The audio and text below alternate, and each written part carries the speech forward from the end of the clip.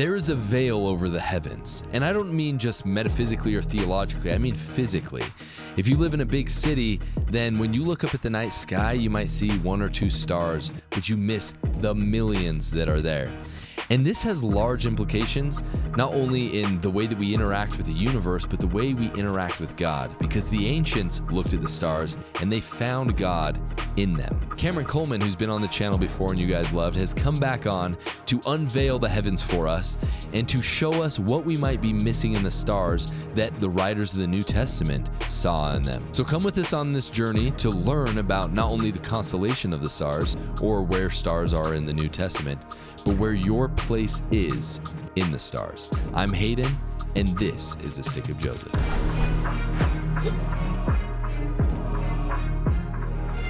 Ladies and gentlemen, welcome back to the Stick of Joseph YouTube channel. And you're a nerd if you clicked on this. Because you probably clicked on the other video that we posted with Kamron Coleman, because you watched it and you're like, there's something here, but I don't quite get it, but I feel something when he's talking about the stars and how they're so connected to all these things that we believe as members of the Church of Jesus Christ of Latter-day Saints. So we invited him back in the studio where Hayden and I could be here to actually ask questions that I know you guys are all screaming at the screen, but Dave's looking at me. He's like, yes, that's the exact same thing that I've been thinking. Yeah.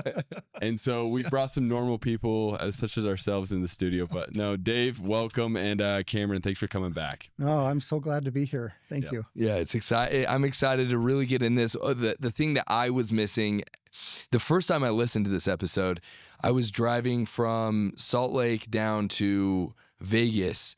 It was a 6-hour drive, and I listened to it at the very end. It was like 2 a.m.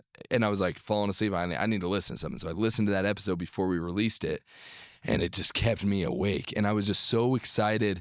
And the one thing I wanted was visuals. I wanted to see what you were talking about, not just hear about it. Right. And so that's what we're going to do here. This is going to be kind of like a looking at the stars for dummies from a scriptural perspective. And then we're going to have a follow-on episode where we're going to kind of practice what we've been learning, hopefully in this episode. So Right. Take it away. Yeah. Tell us first off a little bit about the Apotheosis Scroll, what it is, why you're doing it. That will kind of frame, I think, our conversation. Okay. Yeah. So from the years 2017 to 2024, I spent 7,000 hours creating the first half of the Apotheosis Scroll. That's crazy. Which is 300 feet worth of scroll on canvas that uses the language of astronomy to try to identify what language first century Christianity was spoken in. Mm-hmm. And that language is astronomy. Mm. So just to go back to what the scroll is it's all hand painted, hand drawn. There's a book-length essay in there that's all handwritten, where every letter has been digitally edited. I take all of these things that I've done completely by hand, make digital images of them, and then create a digital file, which becomes a panel of the scroll. And the scroll is currently made up of 36 panels such as this. Hmm. This is a 2-scale model of the scroll. So this is 15 inches by 45 inches, and it's an art print of a 32 by 96 inch actual scroll panel. So right now there's 3 100-foot long canvases that have the scroll printed on them. And I displayed those on 300 feet worth of incline drafting tables that I built. Cool. And so there was a 300-foot long display once, and hopefully that isn't the only time. That's wild. Do you want to see Kamron Coleman's Apotheosis Scroll that is 388 feet long in person? Well, you can between July 30th and August 1st. If you want to go see him and also hear him talk, you can find all that information in the description. We'll see you there. So to go back to what I was about to say about the first century is that there is an actual history of the first century, and it is one of the most barbaric and horrific moments in human civilization. Uh-huh. And it is is typified by Rome's crushing of the Jewish rebellion in the Roman-Jewish War. And that event, the final act that started that war, and I hope to get into it a little bit more later, was the Roman army attacking Jerusalem on Passover. So there were more than 1 million people in. So everyone in Israel was in Jerusalem at that time, and they specifically did that to send their message and do their. And the final result of that is the destruction of the temple, where it's dismantled stone from stone. It is one of the most horrific events in human history. Yeah, and we go over that so like casually, Yeah. right? But like, think about it from our perspective. Say we have General Conference, and the United States military is sent to General Conference to slaughter, imprison, and then rip our temple down stone by stone. That's kind of the equivalent. Well, so this is a really great thought experiment. So carry that through. How does that change the character of the church that survives? Because until the destruction of Jerusalem, the headquarters of the church was Jerusalem. Yeah. Right. This is what Acts and Paul's epistles show us, is that James is the big decision maker, and we're told he's the bishop of Jerusalem. Right. So to what extent does that shift the balance from like a Hebrew Christianity to a Greek Christianity if you wipe out a whole bunch of the Hebrews? Interesting. Including the leadership, right? Yes. And so that's the stage I'm setting. And so we have to remember that the New Testament is a wartime document. Yeah. And not just a wartime document, but it's a model. It seeks to make sense of something that everybody understood as being one of the greatest possible human horrors that could ever be imagined. That's what the New Testament is. So if you read the New Testament looking to have the Spirit comfort you and touch you, it does that. But it's doing that from the perspective of a wartime document, right? So this is a very complex document that is involving incomprehensibly complex politics. You know, the Jews were all throughout the Roman and Greek Empire. They were a huge minority. So they were only a majority in Jerusalem, but they were all throughout the Roman Empire. They were a massive people. They had massive influence. They had gathered, and now this huge minority group is absolutely their most fundamentalist members are all wiped out. And the New Testament is to try to grapple with that. How do they grapple with it, you guys? They grapple with it by making sense of it by the stars. Because the stars is how you attribute meaning to what's happening on Earth. Okay. So this event was so incomprehensibly horrific, brutal, heart-crushing. How can we possibly understand this without just dying?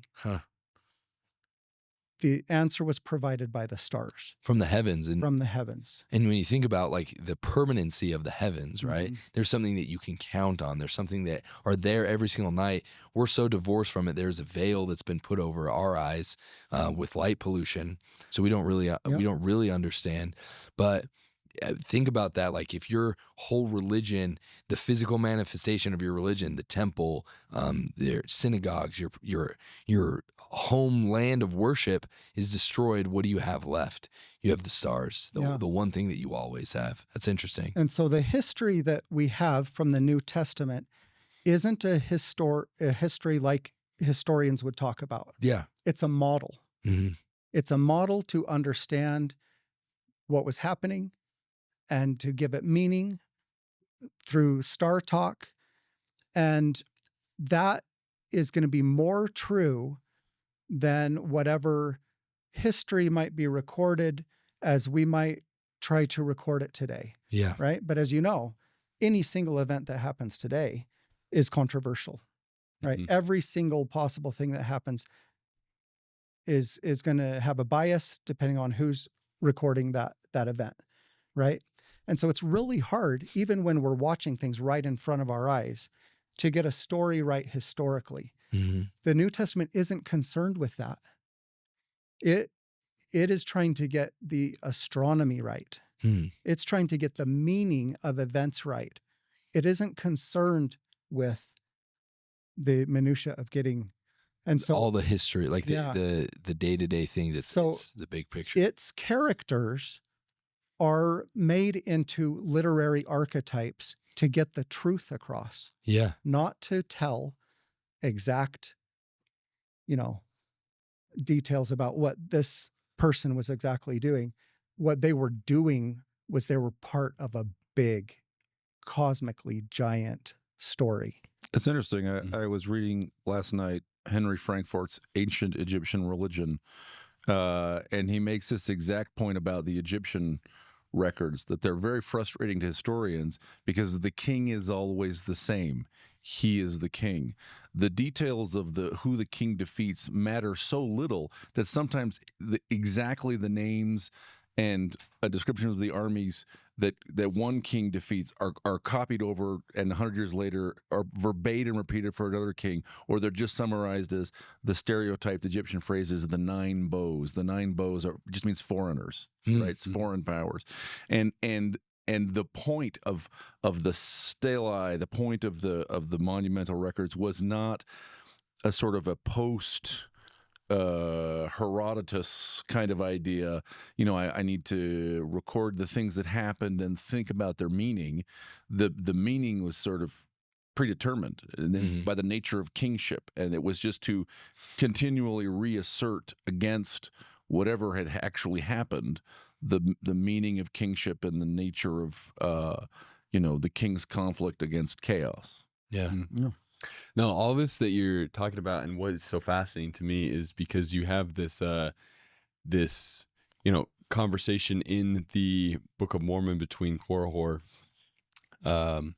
and it's Alma, right? Yeah. Yeah. And where he talks about how all things in Alma 30 verse 44, it says, "Yea, and all things denote that there is a God, yea, even the earth and all things that is upon the face of it, yea, and its motion, and also all the planets which move in their regular form, doth witness that there is a supreme creator." And so what you're pointing out here is just, in fact, he was telling the truth, and it goes so much deeper than we as our modern, we have completely lost this language of the stars and thinking like these ancients did. Yeah, it's not where we get our model of what's happening, right? And so the Apotheosis scroll is not a hypothesis about history. It talks about historical people, it talks about historical events, but it's a model of history. Okay, it's an artwork about history where the history plays a character role. Okay, so I'm not trying to say in literal historical terms. Some historian's going to say he's wrong about that. I've researched things really rigorously to try to make the character as believable as possible. Yeah.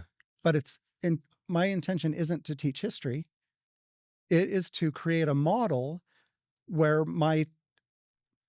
so the Apotheosis scroll is an ascension text that takes you through 7 initiatic seals based on the 7 initiatic seals of ancient temples. In various and most temples, the location, the setting, which is a character in the drama, is the Garden of Eden. Yep. In the Apotheosis scroll, which is a temple text, the setting is not the Garden of Eden. It's the stars. It's New Testament, 1st century Judea. Oh, okay. Okay, so the Garden of Eden is a conflict story. It's full of snakes. Yeah. The Garden of Eden is full of snakes. There's a lot of danger there, a lot of inherent danger, and a lot of consequential stuff happens in the Garden of Eden. my temple text is first century Judea. That's the setting. That's the place where there is the God. That's where there's the people that are starting anew. That's where it's full of serpents. It's full of wisdom. It's full of danger. That's my setting for this temple ascension mystery. Yeah. Okay. And so my history is crafted archetypally, right? Not literally. Yeah. And so I hope it's believable. So the more someone has studied into first century Christianity, I hope that they're going to say, okay, I can understand where this guy's coming from. Someone who's saying, hey, I haven't heard this in general conference. Right. That's not what this is. Yeah. Well, I think, yeah. So yeah, just to be clear on there with that last statement you made, like Kamron's not proposing a church. This isn't a work of scripture in the sense of like, he's like, this is a new thing that I'm doing and you should all follow me doing. This is you as an artist, and you had a good conversation in the first episode about left brain, right brain. You as an artist, this is you wrestling with God. This is you becoming Israel, receiving your new name through art, and trying to understand these things. Now, one comment you made here that I want to talk a little bit more about and see what you have to share. You say that after the temple is destroyed, these Christians that are really Jews and Christians, like it's a weird mix. They're wrestling with what has happened with them and who Jesus is through the stars. They're using the stars as their backdrop for that, which, I mean, that's a really bold claim. One of the evidences of this is the stars play a central role in the story of who Jesus is, right? There is a new star in the heavens that testify that Christ has been brought to the earth, right? So there's a direct connection. There are many things about the heavens and the earth not passing away. Neither were God's words pass away. The heavens are talked about and referenced multiple times. What other explicit things are there that show that these New Testament writers cared about the stars and were looking towards the stars? So there's a primary motif that was understood for thousands of years in all of the religious cultures. And I presume I use absolute language when I'm in a stressful environment like this, right? And so I'm trying to not use absolute language like I did before. This is not a stressful environment. We're all friends. Yeah, no, it's not that it's stressful. This is a blast. It's a blast. But I have so much on my mind that that I simplify this giant complex system verbally by using absolute terms. Yeah. That's a fault of mine. So when I use those absolute terms, please have grace with me on that. I don't mean to be absolutist. That's just the way that my brain is taking something super complex and trying to get it out of my mouth. Okay. So I'm just going to try to be careful about that. Yeah. So let's get into it. Let's get into start teaching us. The number one main astronomical event is the changing of the age from Aries to Pisces. Okay. That's the thing. But each of these ages takes 2,160 years to fulfill. So when does the age of Pisces end and Aries end and Pisces start? You don't know exactly the time, just like the song from the 70s. Right. We're in the dawning of the age of Aquarius. Dawning. Yep. Well, when does that age start exactly? Well, it's really hard to say because these are extremely long periods of time. When did the age of Aquarius start? Has it started yet? Yep. It's debatable. No one's quite sure. Well, that's exactly the same situation that you're in 2,000 years ago. Okay. Has the age of Pisces started, or are we in the age of Aries? How will we know? So what we're looking at right here, so I have pulled up on the screen, is this image that shows these different ages, right? And it's up there on panel there as well. 017 of the Apotheosis Scroll. Yeah. So explain a little bit about what this cycle is. So there's these ages, 2160 years. That's how long they are. The full cycle is 2,600 or 26,000 years. 26,000. 26,000 years. What is this a cycle of?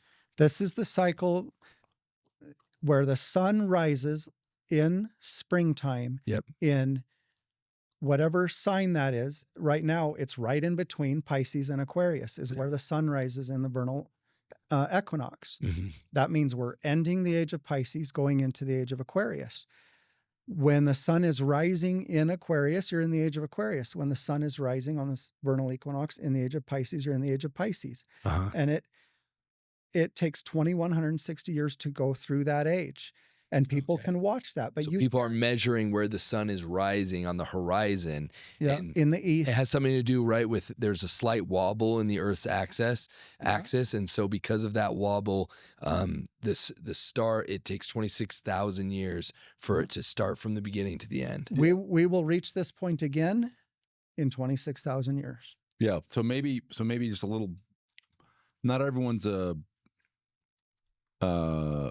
I got into naked eye astronomy myself with my kids some, I don't know, 15 years ago, 17 years ago. By the way, that's way different than clothed eye astronomy. Clothed eye astronomy is actually pretty limited. He likes being naked. He likes being naked. Naked eyes is the only way to do it, I will tell you. Okay. Recently, there's been a storm on social media about why Latter-day Saints are leaving the church. Some people think it's because it's the culture of the church. Some people think it's just a general trend in Christianity overall. But independent of why people are leaving, and you might want to know what you can do to help them. That's why we have Bring Forth the Best Robe, supporting loved ones through doubt. This is written by Austin Fife, someone who struggled with his faith but came back, and it's because of the good things that people did to support him during that period of time. It can be hard to know what to do, not be overbearing, but this book gives real, practical, actionable advice for anyone that you love that might be leaving the church and what you can do to help them. Get your copy and read the first chapter for free. Link in the description. So first of all, the zodiac. Okay, there is an imaginary line. If forget about telescopes, let's just cast our minds back to like we are nomads in the desert 4,000 years ago. Like, what do we see when we look up at the night sky? Okay, there's this imaginary line that circles the Earth. It's not the equator. There is a celestial equator, which you can find by just projecting a line out from the actual equator. Okay, it runs through the heavens. It's not the equator. It intersects the equator at 2 points. It's called the ecliptic. Okay, and it's a circle that runs around the Earth and in the heavens. And there are actually 13. Classically, there are 13 constellations on it, but we sort of ignore Ophiuchus, poor guy. So we have 12. I'll be interested to know at some point to what extent how Ophiuchus figures into your tale. So we have 12 constellations that lie upon the ecliptic, and in theory, if you do them, if you just mathematically say, they're equal size, then each one of them is 30 degrees, right? Because 12 divided into 360 degrees of a circle makes 30 degrees, right? Which is about the time it takes the sun to go. It takes the sun about 2 hours to cross the 30-degree span. Okay, so these 12 constellations we call the zodiac, and I just want to kind of interject here a little bit. This is not astrology, okay? This is astronomy. So people again, now astronomy has this aspect where we go, this is a red sun, and I think it's 7 billion years old and composed principally of hydrogen and nickel iron and has 4 orbiting planets.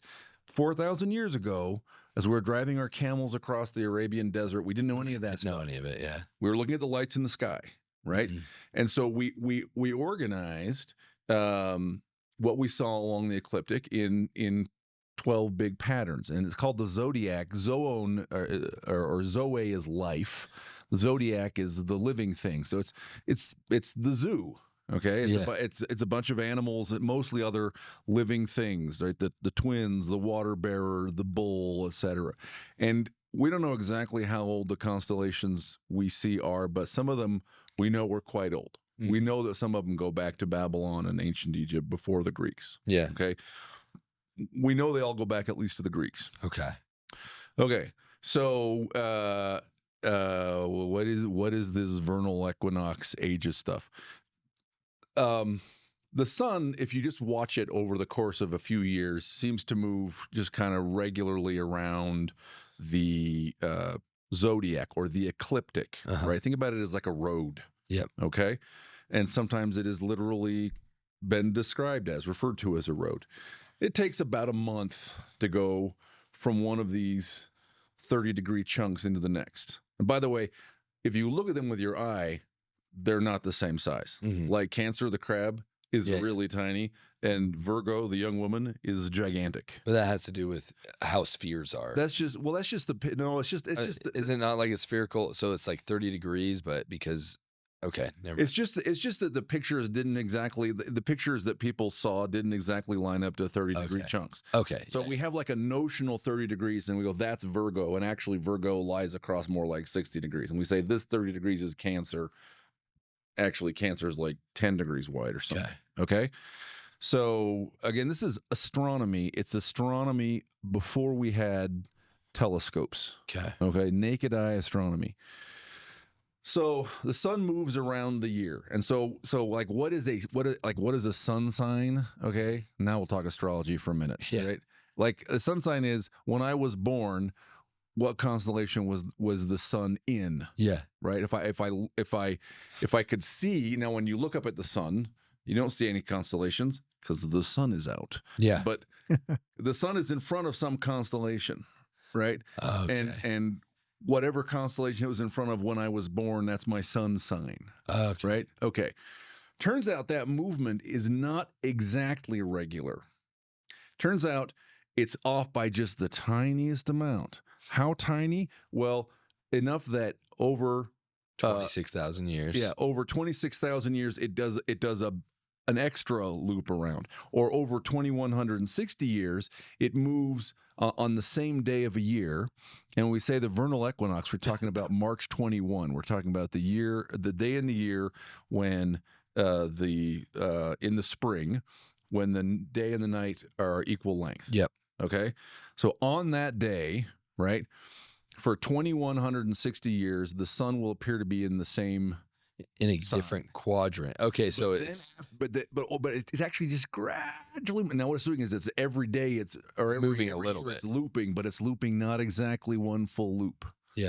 Right. And the difference means that over 2,000 years, it steps over into the next age. And so we talk about the age of Aquarius, which. Right, the theory is astronomically what we're entering now. It means that in the spring, on March 21st, what constellation does the sun appear to be in? It appears to be in Aquarius. Okay. Right?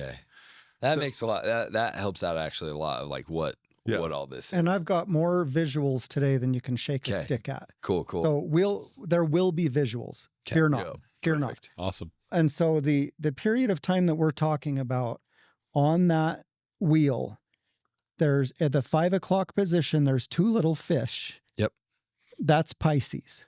And at the 6 o'clock position, there's two little waves. That's Aquarius. And fish play a big role in the New Testament. They do. And the sheep, Aries age, preceded the age of Pisces. And that should ring really familiar to religious people. So all of the symbolism of the Old Testament is sheep-based because it was taking place in Aries. The symbolism of the New Testament is a lot of Pisces. A lot of fish-based because we're in Pisces. Well, I mean, one thing, and I don't know, when is Moses said to have lived? Was he 1,200? He's after. I mean, he's older. Scholarship is highly debatable.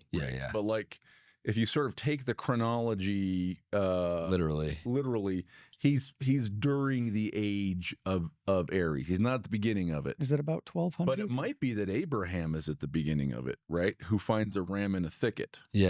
So that's what's suggested by the ram being in the thicket. Is that Abraham is the beginning of the age of Aries. We're not saying the stars control these things. Right? Astrology is an idea that says the stars control stuff. Astral magic is because the stars control things, I will take actions to use the power of the stars to shape things. We're not talking about that stuff.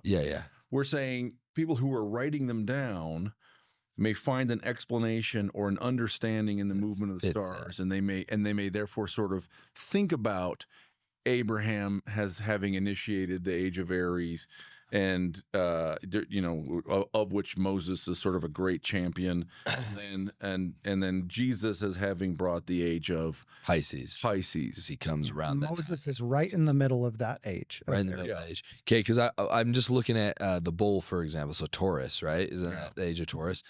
And I'm thinking about when did the idea of Yahweh, when was Yahweh formed? And we had a long conversation about this with Austin Falter. It's coming out this Sunday. So it'll already be out, but we talk about how Yahweh is many times depicted as a bull. And we talk about how he is the bull of Jacob, right? Yeah. So Jacob, if Abraham starts, Abraham, Isaac, Jacob, no, because Jacob's after Abraham, right? Yep. I'm just looking at the bull and I'm just like thinking about when does the idea of Yahweh come about, and is it during so we get back very quickly, right? We get back beyond writing. Yeah. Writing that we have and can interpret is only a little bit older than the beginning of the age of Aries, right? But for example, and I'm not saying that I subscribe to this theory, but for example, people who look at the Sphinx on the Giza Plateau and say this has water erosion marks on it, right? Is it Michael Block? Is that the name of the geologist? No, Schock. Is it Schock? Yeah, Robert Schock. That's Robert it. Schock. Okay, yeah. So I was way off. But anyway, Robert Schock. Michael Block, Robert I don't Schock. know. Whatever. He's a great golfer. Michael Block is. Is he? Okay. So Michael Block, when he hit a hole-in-one off the top of the Sphinx head and said, "By gum, this is a lion," yeah, right? Some of the thinking is, why would someone sculpt a gigantic lion, right? Mm-hmm. And why would they have done it? And it would have had to be at a time when the Giza Plateau was rainy, which there was such a time. Yeah, 6,000 years ago. And so the suggestion has been made that it was the age of Leo, and that's the significance of the Sphinx, is that somehow 1,000 years ago it was connected with recognition that they were in the age of Leo, right? Mm-hmm. At a time, as far as we know, before humans were writing. Yeah. Interesting. Okay. All right. I feel like now I hope you guys that are watching that are like, okay, I don't have my sign tattooed on my body when I go to my coffee shop and, with my beanie on. But I hope that helps me understand what these signs are with the constellations and what these ages are. So, okay. Yeah. And so what's so significant about an age is that age is, the God of that age is signified by the symbolism of that age. So with Abraham, the sacrifices of rams and lambs begin. That's the sacrifice of Isaac, right? He is the bull, the firstborn son that's going to be sacrificed in similitude of the bull of the age. And the angel stops it, and there's a ram in the thicket, and the angel says, we're not doing that anymore. Mm-hmm. We are now going to sacrifice rams and lambs, sheep, because we're in the age of Aries. Yeah. And so for the next 2,160 years, Israel is typified by the sacrifice of lambs, of sheep, right? Because they're pointing to the God that will be sacrificed at the end of the age. Yeah. And at the end of the age, the God, which all of those sacrifices have been representing, is sacrificed, and then he's resurrected as the Son of God of the new age, S-U-N, because the sun is rising in the next age. That's why Jesus is the Lamb who's sacrificed as the ultimate symbol of all the sacrifices of the age. All of them were pointing to him. He's resurrected as a fish in the age of Pisces, and now we will have symbolism of fish throughout the age. And those fish will be sacrificed, etc., until there's an ultimate sacrifice of that God, if we were to follow the ancient pattern. Mm-hmm. And so everybody is saying, okay, the end of Aries is about now, but there's this particular sign that happens in the heavens that I talk about as being the Bethlehem star, which I speculate is a momentary star in the womb of the celestial pole cow, which is the pole star in a void. So at the time of 0 AD. So I have it pulled up right here, actually, I think. Yeah, this is great. Thank you. Yeah. So in 0 AD, the pole was not Polaris like it is for us. Okay. There was no pole star. Okay. The prior pole star had been Thuban. And so the constellation that we're looking at, I call Bossy. Yeah. I identified, and I'm unaware if it has been specifically identified by anybody else. So, real quick, so I know what I'm looking at. Yeah. Is every single vertice? It's called a vertice, or what's it called when two lines come together? Is every single intersection of each line, is that where a star is? Yes. Okay, so there's a star at every single intersection. Every bend in the the drawing there is a prominent star. Okay. This is a representation of the circumpolar regions. Yes. These are the stars above the North Pole. So anywhere in the northern hemisphere, any clear night, you can see these. Okay. The farther north you are, the more of them you see. If you're down right by the equator, you'll just see a little.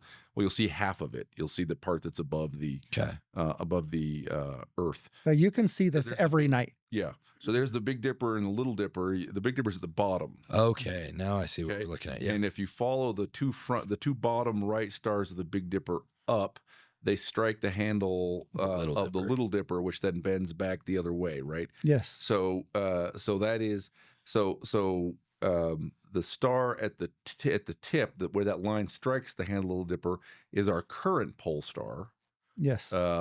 Wait, at the Little Dipper? Yes. Yeah.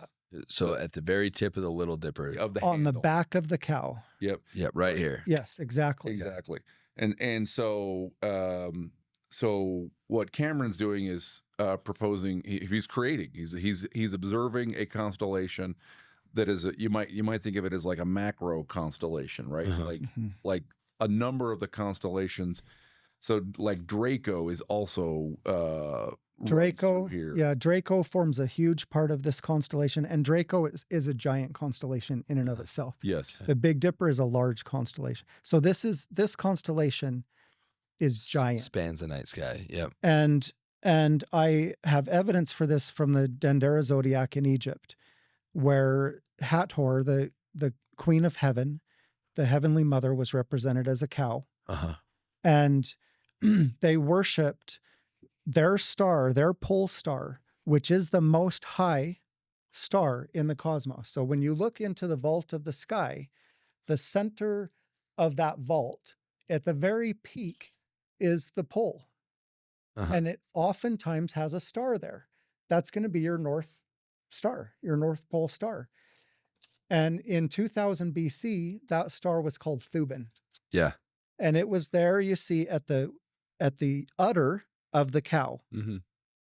And now if you look into the vault of the sky at night, that very center point of the sky is occupied by a star called Polaris.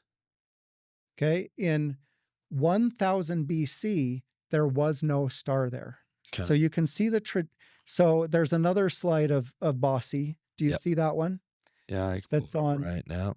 That's there. So you see Thuban in the lower left. Yep. At the udder of the cow.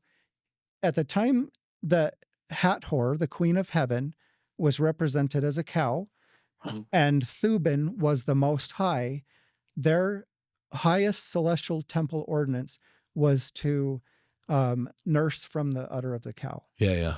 Okay. And in the time of Yahweh, which is 1000 BC. So you mean that's a reference in like the Temple of Dendera? Yes. Is a reference to nursing from the udder of the cow? Yes. It seems to be a liturgy. Yes. Yep. Uh-huh. And so now because of the precession of the equinoxes, or the tilt of the earth, which draws a circle up there in that vault, Uh-huh. the pole stars rotate around for 26,000 years, and the pole kind of follows that green circle I've drawn there. Okay. And So Thuban, which is the North Star at this period of time. Yes. You're saying that when Christ is born, Thuban moves to the center. Thuban doesn't move, but the north the celestial north. pole has moved and is now represented by that void in the womb of the cow. This is the wobble you were talking about earlier, and it's another aspect of the same phenomenon as the sun moving over 2160 years from one constellation to the next, right? So this is all the same thing we're talking about.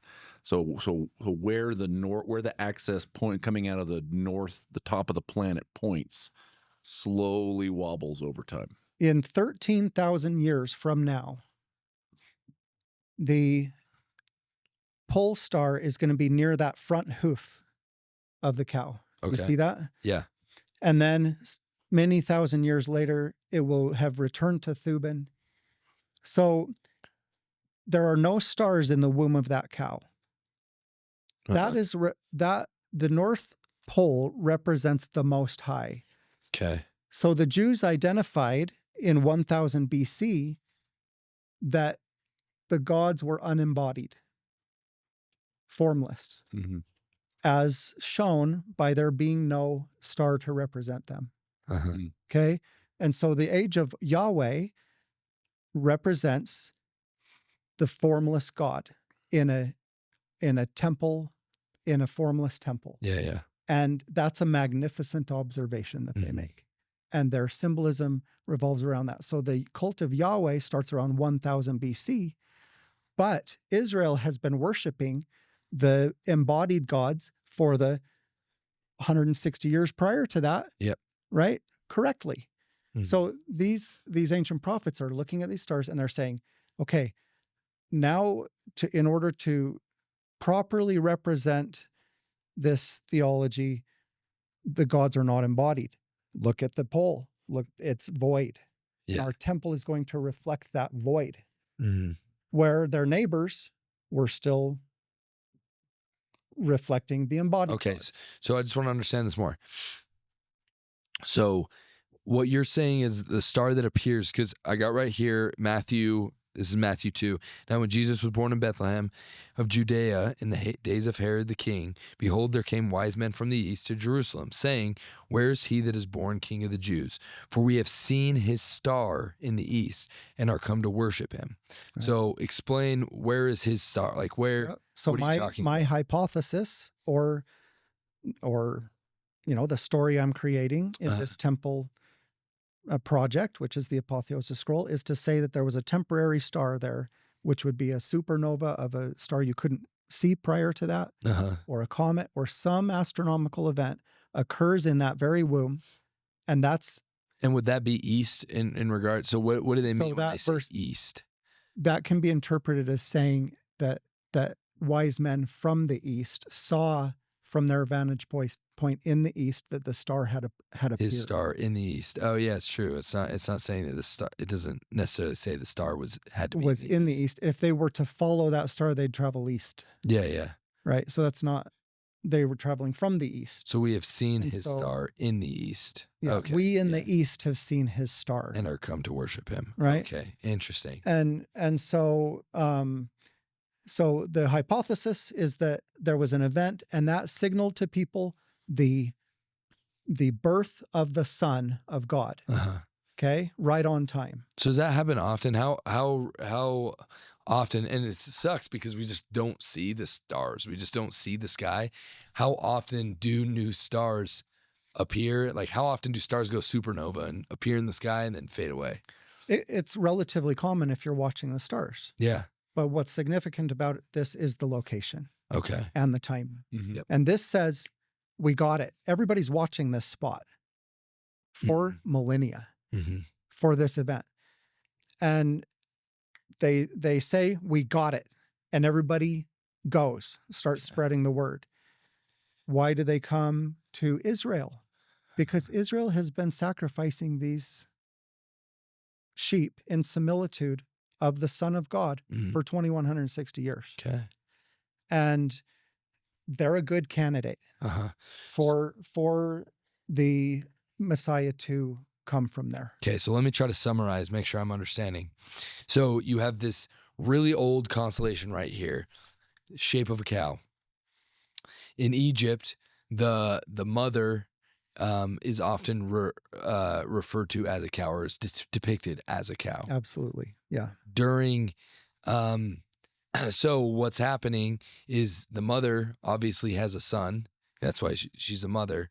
And during the time you're saying that these magi in the east are looking in the womb of this cow because it's supposed to be a sign that the Son of God is here. Is that what I'm understanding? Yes. And let's prove it. Okay. There's more than one proofs to this, but let's look at Revelation 12. Okay. And we'll look at that bossy constellation again. I'll read it. And stop after 1. We're not going to get into 1, Okay. but it's going to preface this a little bit. And there appeared a great wonder in heaven, a woman clothed with the sun and the moon under her feet, and upon her head a crown of 12 stars. So this is just so, it's just so clear that like right here, the book of Revelation, it's talking about the heavens. It's talking about the stars. Now, They're using the stars as a way to tell their story. yeah. Now this is the money shot, verses 2 and 3, and bear this diagram of bossy in mind. Okay. And let me say before you read that constellation Draco, which is that serpentine shape that creates the hoof of the front hoof. Right here. Yep. And the belly. So this whole thing, so the hoof all the way down to across It may the be belly more to here. clear in the other. It's a big snake that runs yeah. between Yeah. the Little Dipper Yeah, I and the see Big it. Dipper. So that's Draco. It looks like a little dipper cup at the hoof. Yep. And then it serpentines around, and then it has Thuban there toward the udder area. Yep. That giant constellation is called Draco, the red dragon. Okay. Okay, it's a red dragon Interesting. constellation. Now read verses great. 2 and 3 with that in mind. And she being with child cried, travailing in birth, and pained to be delivered. So there's a woman clothed in the sun. She has 12 crowns. Okay. And she's giving birth. And there appeared another wonder in heaven, and behold, a great red dragon, having 7 heads and 10 horns, and 7 crowns upon his heads. And go read 4. And his tail drew the third part of the stars of heaven, and it cast them to the earth. And the dragon stood before the woman, which was ready to be delivered, for to devour her child as soon as it was born. And she brought forth a man-child, who was to rule all nations with a rod of iron. And her child was caught up unto God and to his throne. Okay, so that red dragon is trying to abort that fetus. Yeah. Okay. Right? Yeah. That fetus is right in the womb of that. So go ahead and to the other bossy diagram. Interesting. Okay, so you see Draco, the dragon, the red dragon, and right there near the tail of Draco is the womb of the cow, and that dragon intends to abort that baby, right? Yeah. And so that's an example from Revelation, and I have later a verse from Isaiah that talks about the same thing. Okay. But we need to get a little more background Okay. in the stars before we want to tackle that verse. Interesting. Okay, so that's my basis for that hypothesis. I think that's it's plausible that that's what the scriptures are describing as the sign that everybody was watching for. Yeah. Now, the Jews have all gathered in Jerusalem for the Passover.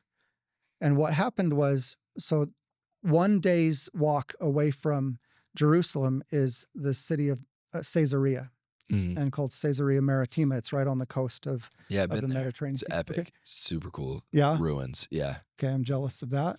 I haven't been there. Yeah. So that's where the Roman government was stationed Mhm. for the prosecution of the Jewish-Roman War, Yeah. right? And what happened was the Roman soldiers stationed in Caesarea had pillaged a synagogue. In response to that pillaging of the synagogue, some Jews attacked a garrison of Roman soldiers. The response to that was the attack on Jerusalem during Passover. Yeah. So a massively scaled up response to that, to those prior skirmishes. And so as Dave said, the followers of James were decimated, but there were still tons of other disciples of Jesus of varying degrees of fundamentalism, of Jewish fundamentalism, and the Jewish movement continues with other kinds of Christians. And it appears to me, and is fundamental to the Apotheosis scroll, is to set up this scenario of the New Testament being deliberately established as a team of rivals. And those three rivals I have on slide 020 in the slide folder. Those three rivals are typified by the literary archetypes of James, Peter, and John. James, Peter, and John existed. These are historical figures. Yep. But for the telling of the story, they become literary archetypes. Okay. They become bigger than just the actual historical events that occurred to them. They now represent things. Interesting. James, as Dave said, represents the Jews, the Jerusalem Jews, the Abrahamic, the Bishop of Jerusalem, right? The temple, right? When Dave and Andrea Woodmansey talk about the temple from the Old Testament, they are evoking the spirit of James, right? The archetype of James. Then the second of the three is Peter. And Peter represents this Greek Roman establishment structure of the society. And that sort of structure becomes the religious leaders. And they... It's Peter and Paul kind of fit in this. Yeah. Yep. Right? So they're the church. The Greek church becomes under the umbrella of Peter. And the third is John. And John represents the mysteries. The mysteries are not either of those two things. The mysteries are an actual thing. Yeah. They're the mysteries of godliness as practiced in Greece, in Babylon, in Egypt. All the so-called pagan or heathen countries have these mysteries where they use the stars to tell you what the human soul is and where it's going. Yeah. And you were initiated in temple mysteries, and that initiation taught you how you are represented in the cosmos. And that's why there's so much. That's a good hypothesis. There's a lot of stars and heavens and stuff talk in Revelation. The book of Revelation. Revelation is by John. Yep. Right? Because John is being initiated in the mystery. So the mysteries of godliness are presided over by John. They're not the same thing as the ecclesiastical church, and they're not the same thing as the Jewish covenant, as the Abrahamic covenant. But the New Testament brings these three rivals, enemies, together in wartime and says, you will be presided over, you three fighting factions. You'll be presided over by the Prince of Peace. Yeah. And that Prince of Peace is Jesus Christ. And people say, oh, there's a Roman influence in the New Testament. Therefore, it's not true. It's propaganda, right? There is a Roman influence in the New Testament. It is intended to bring peace. It's a wartime document, and it takes these three different, very different perspectives that people had and says, we're making one Christian movement out of all of you to bring peace. Dave, I wanted to ask you, because your book you're writing, you're kind of diving into this. What is just briefly, can you just tell us, like, what are the differences between James, Peter, Paul, John? Like, I think because of our Protestant background, a lot of us can mistakenly think that the New Testament is a univocal piece of work where everyone agrees and they're putting out one simple message, but that's not the case, even among Christians that lived at the time. Yeah, well, the New Testament itself records some disputes in the early church. I think we've talked about this on the channel before a little bit. One of the basic disputes seems to have been, and a version of this is still a thing that Christians fight about today. To what extent do people who are Christians need to obey the commandments right? And the commandments were understood to be, and there's a debate, is it the full Mosaic law, or there was an idea that they're sometimes called the Noachic or the Noahide commandments, because some commandments are given to Noah, right? In Genesis, so was it 11, 10 or 11? So, 11's Tower of Babel. It's probably Genesis 10 or 9 maybe. Anyway, in there. Now, a commandment given to Noah, is that part of the Mosaic law, or is that a rule that applies to everybody? Mm-hmm. Right? Because we take the story literally, then everybody's descended from Noah. So there is a debate among the early Christians, and Peter in the sort of Acts account of this is made to sort of come down on the side of Paul. The debate seems to be basically Paul versus James, right? And Paul's position seems to be grossly, this is a very simplified description. Paul seems to say, look, we don't need to obey the Mosaic law at all, right? And James seems to say, well, yes, we do, right? And Peter is made in Acts to sort of come down on the side of Paul, right? So the New Testament does not speak with one voice. It records debates. It has different points of view. Why are there different gospels? There are probably different gospels because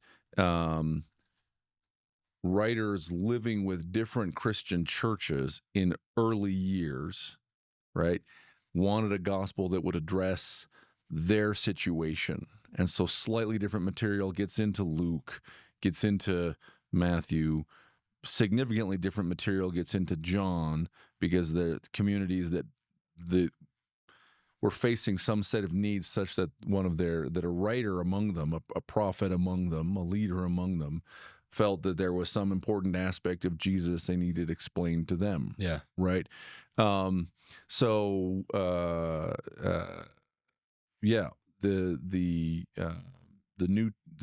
New Testament is not 100% internally consistent, and that's why because it's a book by and for humans. Okay. Cool. Yeah. Sweet. And spoiler alert, Peter wins. The ecclesiastical church wins. Mm-hmm. And they get of these three rivals, the Jews are decimated to begin with. So that's one of the three that gets out. And then the mysteries is kind of like the Gnostics. The Gnostics are kind of push out. We should have a conversation about the Gnostics sometime. There's things to say about them. Yeah. It's not really, it's not the Gnostics. That's a different, the mysteries is an established, it's established.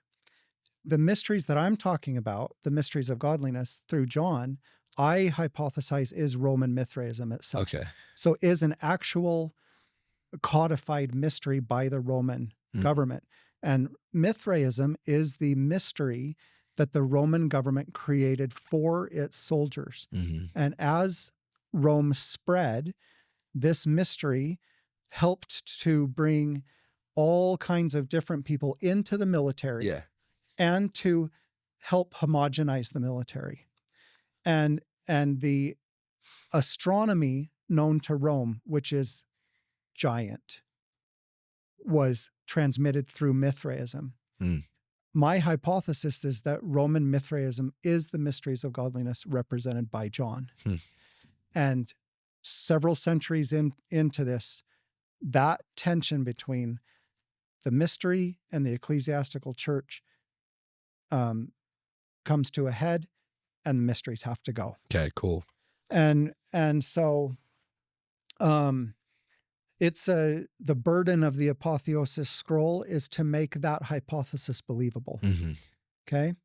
Because that's not conventional wisdom. But I think it's well justified. Okay.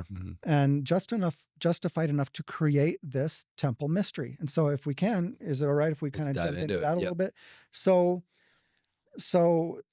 the apotheosis scroll is a temple ascension text. And is a mystery initiation.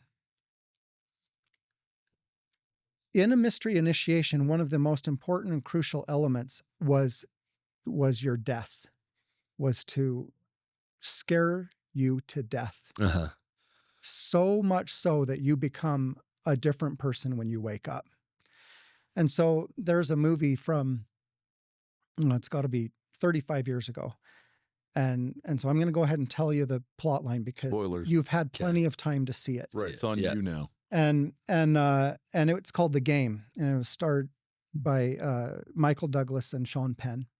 Michael Douglas is this, if I remember right, is a stock millionaire. What do you call that? Yeah, stockbroker. Yeah. So he's this millionaire, and he's becoming a worse and worse and unhappier person all the time. Yeah. The more power and money he gets. And his estranged brother, played by Sean Penn, comes onto the scene. And, his brother's the one that doesn't succeed at anything and isn't right. So these two foils, these two opposites of each other. And over the course of the movie, the main character, played by Michael Douglas, the rich guy, he starts to have a series of extremely unfortunate events happen to him. And they really start compounding and escalating. And all of a sudden, this charmed life, although he was unhappy and mean, these things start happening to him that start breaking him down. And all of his life is falling apart. He's being blackmailed. He's got just trouble, violence, robbery of his home, and he has no more sense of security or anything. And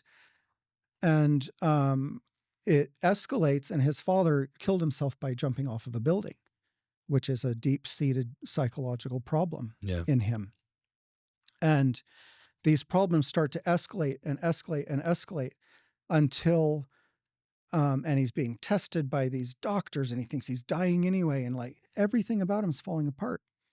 And he decides that his solution is suicide, and he has to get out of this downward spiral, and stands on the ledge of an office building and dives to what he thinks is going to be his death, and lands on those balloon things that the police put out, crashes through the glass, and he's surrounded by every character that played a part in this initiatic experience that his brother set him up for. That's pretty crazy. And then they come over, and he has to sign the bill saying that he's going to pay the bill for this, which he happily does, because he comes away from this initiatic experience a new man. Right? Okay. Sounds like a wild movie. Yeah. So it's called The Game. The Game. So he's a new man. Right? But it's only by willingly, through a dark way, accepting death, right? Through suicide, that he goes all the way. Yeah. And that's how he becomes a new man. So a good temple initiation, this movie is modeling a temple initiation in the old style. And it's saying the only way to become a new person is to die. Yep. Right? And so they kill him psychologically. They kill that magnate, and he becomes a new man with a new name. And that new man is going to see the world completely differently from then on. He's a mystery initiate. Okay? So the Apotheosis Scroll is not intended to teach you things you already know or create a narrative. Like if Jonah Barnes did the Apotheosis Scroll, it would take you through the ordinances of antiquity that demonstrate to you how the restored gospel is a testament to the ancient ordinances, right? Mine isn't apologetic like that. Yeah.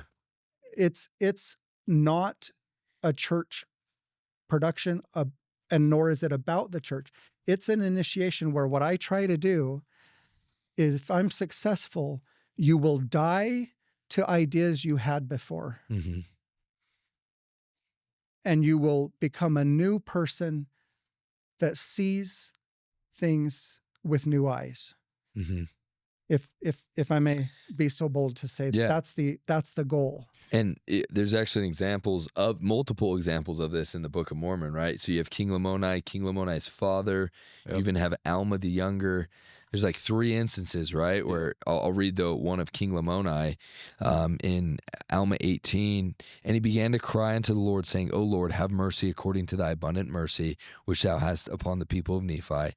Have upon me and my people. And now when he had said this, he fell unto the earth as if he were dead. And then what happens is after 3 days, he rises up and he is a new man who now believes. Home run. Right? Mm-hmm. Absolutely. That's exactly what I'm saying. Yep. There's a, yeah, absolutely.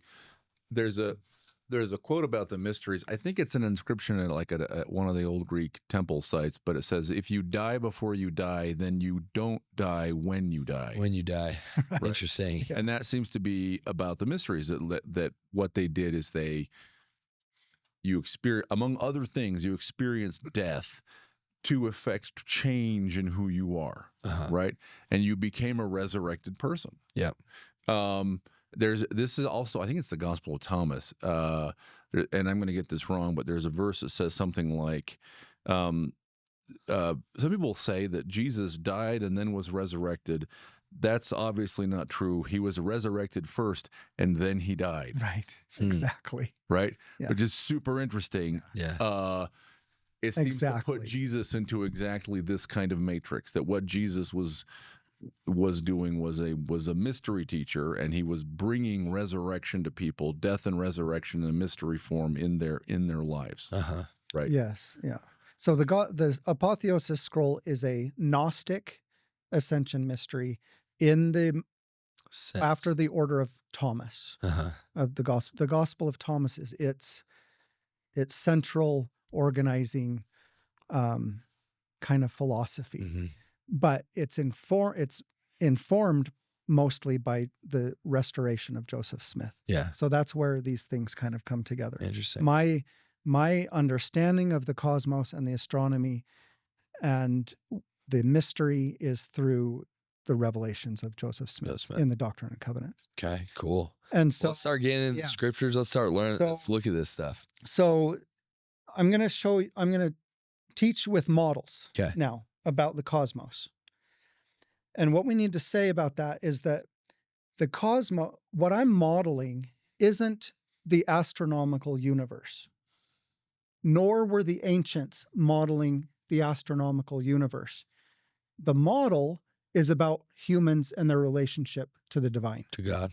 So this model of the cosmos isn't about astronomy or astrology. It's about us and who we are and what we were made to be and become and who we were. The astronomical model, the cosmological model is ontological, not scientific. Yeah, and that I think it answers a lot of people's questions from the first one when they're like, "Hey, is he saying that like somehow the stars are like predicting or whatever?" It's more, no, we from whenever the ancient tradition from the beginning have been modeling our relationship to God onto the stars, and that's what we're talking about is what that model that has been put up there. Yeah. I think there's 2 things to say there.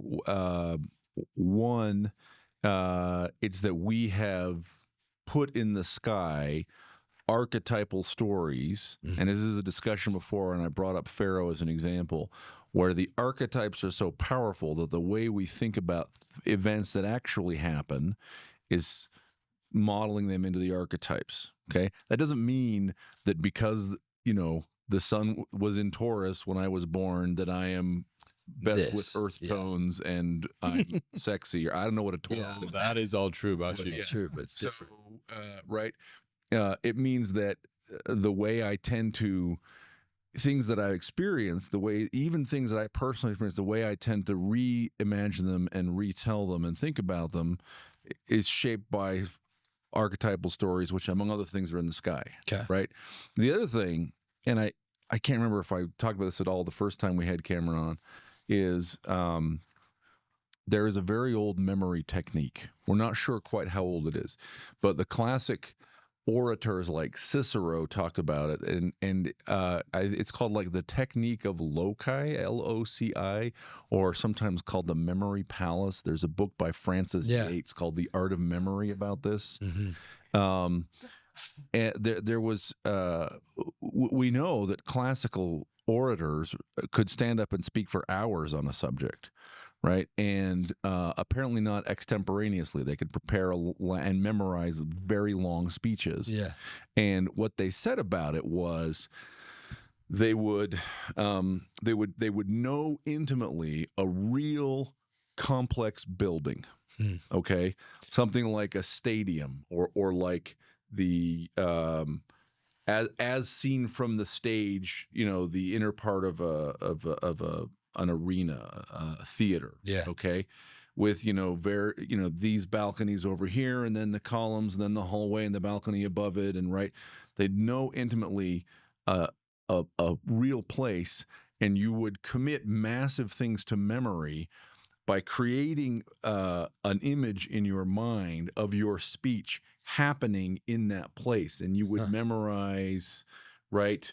I'm going to start out with the story about Hippocrates, so I'm going to remember Hippocrates standing in the first balcony, and because it's a story about Hippocrates and the garden snake, he's holding a snake in his hand.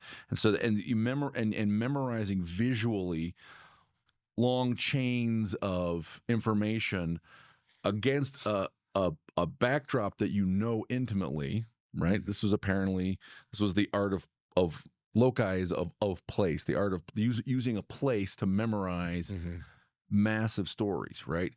And so the other thing to see here going on is that the night sky is a place that you can know intimately with the stuff, with shapes that you can, from when, you know, right? Now we Western urban people don't see the night sky unless we go out of our way to do it. Yeah. But go back 200 years, certainly 2,000 years ago, this is not true. Everybody saw the night sky all the time, right? So you intimately knew the entire band of the ecliptic, the circumpolar stars, right? You knew the sky, and so you could, you might shape events, your understanding of events, your memory of events, to fit the patterns that are already up there. B, you could also use those patterns to memorize and to tell stories, to carry a lot of information in your head, or to tell stories that you want to be persuasive. Yeah. Right. I think those are both things that we're seeing in here. In the stars. Cool. Okay. Yeah.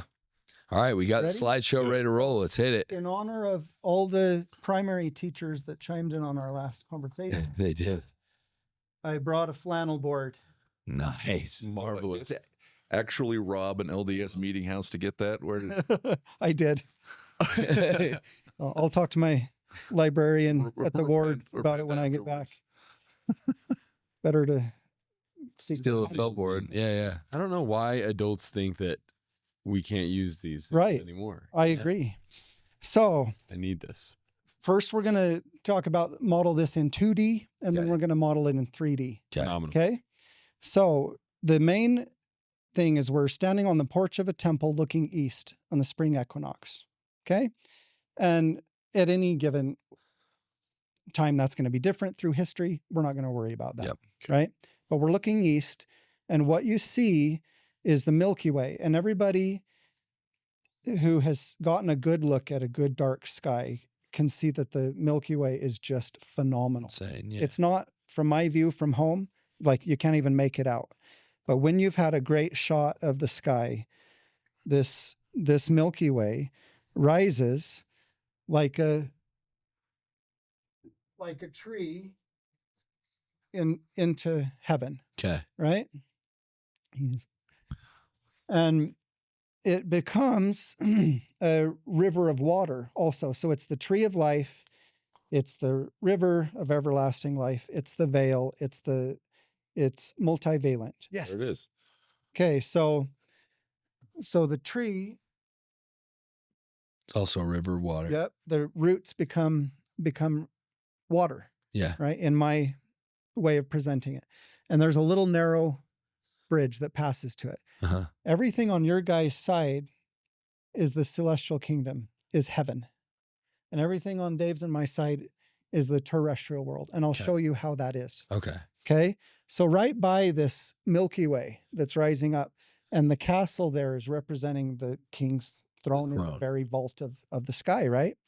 So right by this is Orion On your side. Yep. standing there with a sword. Okay. He's got a Okay. sash on. He's got his belt. Yeah. That's the one thing. see his That's the belt? one consolation I can get every time. Yeah. So you recognize the belt. He's the one with the sword. Okay. Now, standing right beside him is a cow. Anybody know what the cow is? The cow is Taurus. Taurus. Taurus. Like a giant V. Okay. Looks like a V there, made by the Yep. head and the horns. Yep. What's next, Dave? Oh man. Anybody? So Gemini, is Gemini above Orion? Gemini's already in there close, right? It is, but that's The on other way. the other way. Okay. What's this way? We're going this way. Okay, I'll help I you do out. not remember. Aries. Okay. Okay, so you got Taurus, Aries. Uh-huh.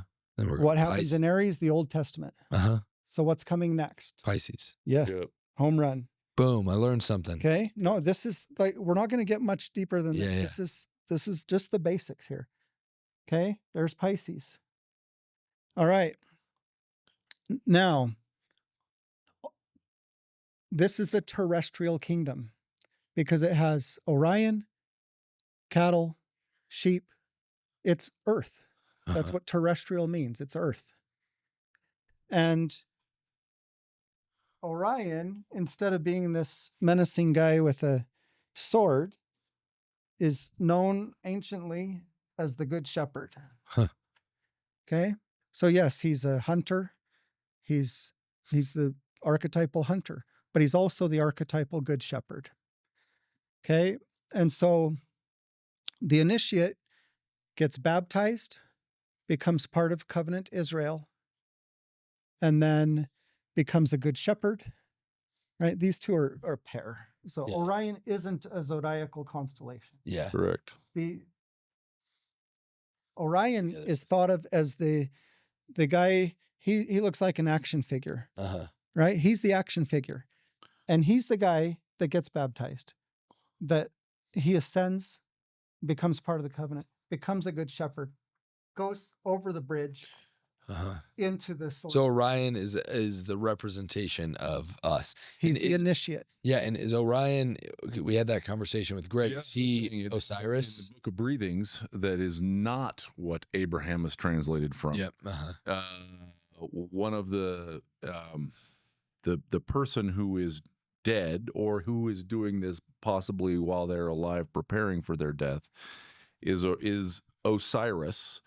And as Osiris becomes Orion, that's explicitly in the Book of Breathings that the dead Osiris, meaning you, Jackson Osiris, rises into the sky to become the constellation Orion. Mm-hmm. So that is Osiris, the dead king, the dead pharaoh, the initiate in Egyptian lore. Yeah, a very multivalent figure. Mm-hmm. He's the one doing everything. Mm-hmm. Okay. So this is the terrestrial kingdom. And now we're going to go over the bridge and to the celestial kingdom or heaven. And heaven is, and that path is guarded by Gemini, which is let's see, What are you looking for? another female. That I believe- red dress lady. Yeah. Good. You guys are good at this. Yeah. All right. So the constellation Gemini has its feet in this tree like this. Okay. The Milky Way is representative of a tree. It's the olive tree. It has these two sprouts coming off that side of it. Those are the two olive tree witnesses. Okay. And so they're represented by these two Marys. Okay. And they're the two sentinels that you pass through. So now Orion this is going to be my mobile Orion. Okay. He's now ascended to these seals. He's passed through these. And what's on the other side Lions. is the mother and the father. Mhm. Okay. Represented by the Leo constellation and Cancer. Cancer represents the mother. What is Cancer? So, because Cancer isn't Cancer's that a crab. Crab? Yeah. Yes, it can be representative of a crab, but what it's really representative of is the mother, is the consort to Where does the that king. Where does that come from? So in Egypt, she's represented as I just lost the name, Sekhmet, the lioness. So they're a pair on that side of the veil. Okay. And so is the Cancer and Leo are a pair? Yes. Is the father a lion? No, the father's not a lion any more than the mother's a crab. That crab constellation has to do with the retrograde motion of the moon, which is the planet ruling over Cancer. And that's where you get the crab also in that shape that it makes. And that shape is also can be interpreted as a tree with roots. Mm-hmm. The point is that the mother isn't a tree or a crab. She's a woman. And the lion isn't a lion. Mm-hmm. It's a man. And so it's not, the constellations unfortunately don't supply us two lion looking constellations. But we need to understand that that's a pair. That's the married pair. Yeah. Okay. Yeah. I'm looking up this right now. Like, ruling celestial bodies, sun for Leo, moon for Cancer. Mm-hmm. They are the ruling king and queen of the zodiac. Yes. Mm-hmm. Right. Okay. Interesting. And so that means that the lion didn't marry a crab.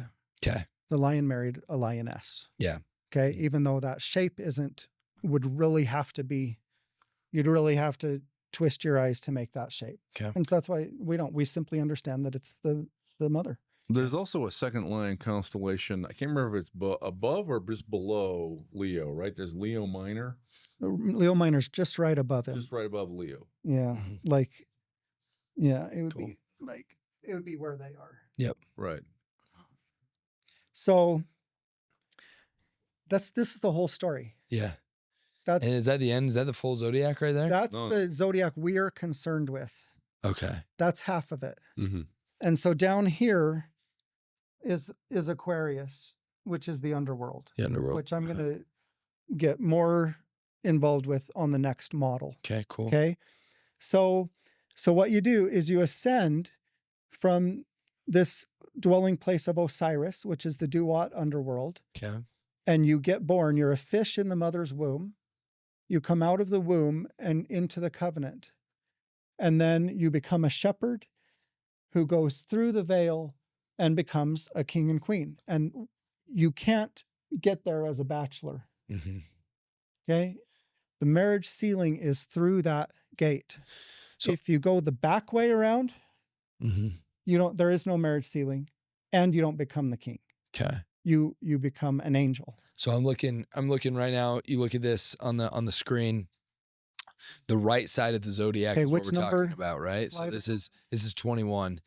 Right. So we're looking at the right side of the zodiac. So the bottom you're saying is Aries, heaven at the top, that's Leo. The bottom is Aquarius. Oh yeah, Aquarius, sorry. Aries is at the 4 o'clock position. And then the 12 o'clock is Leo. Yes. Okay. So time, as we discussed earlier, this is super important. Time falls from Leo to Aquarius where we are.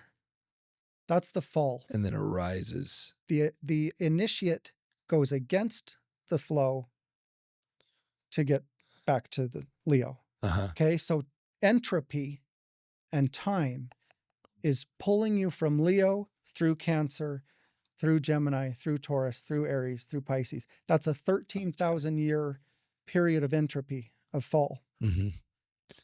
But the initiate doesn't have to. You don't go around the back. You don't go around the backside, though, is what you're saying. You go around the you're invited to do you're going to do one of two things. You're either going to, you're on this ride. Mm-hmm.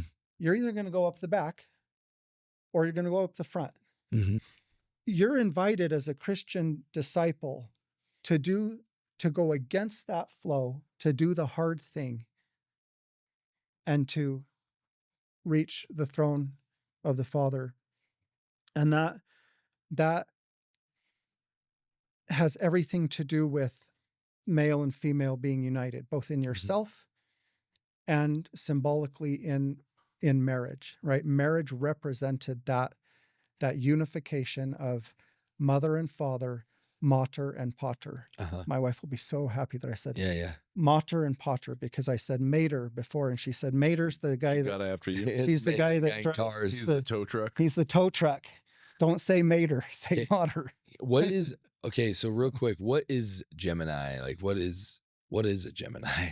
Twins. Yeah, Twins. it's a pair of Twins. It's a pair of twins. Mhm. In the It New looks like Testament, two stick figures standing with their arms over each other's shoulders. Okay. in the Old Testament, which is all males, it's two males. In the New Testament, it's two of the Mary. There you go. That's Gemini. That's Perfect. Gemini. Show that. Okay, cool. See, two stick figures, arms over each other's shoulders. Yep.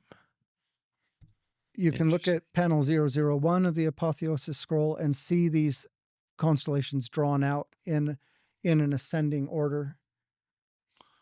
And so this is the main event.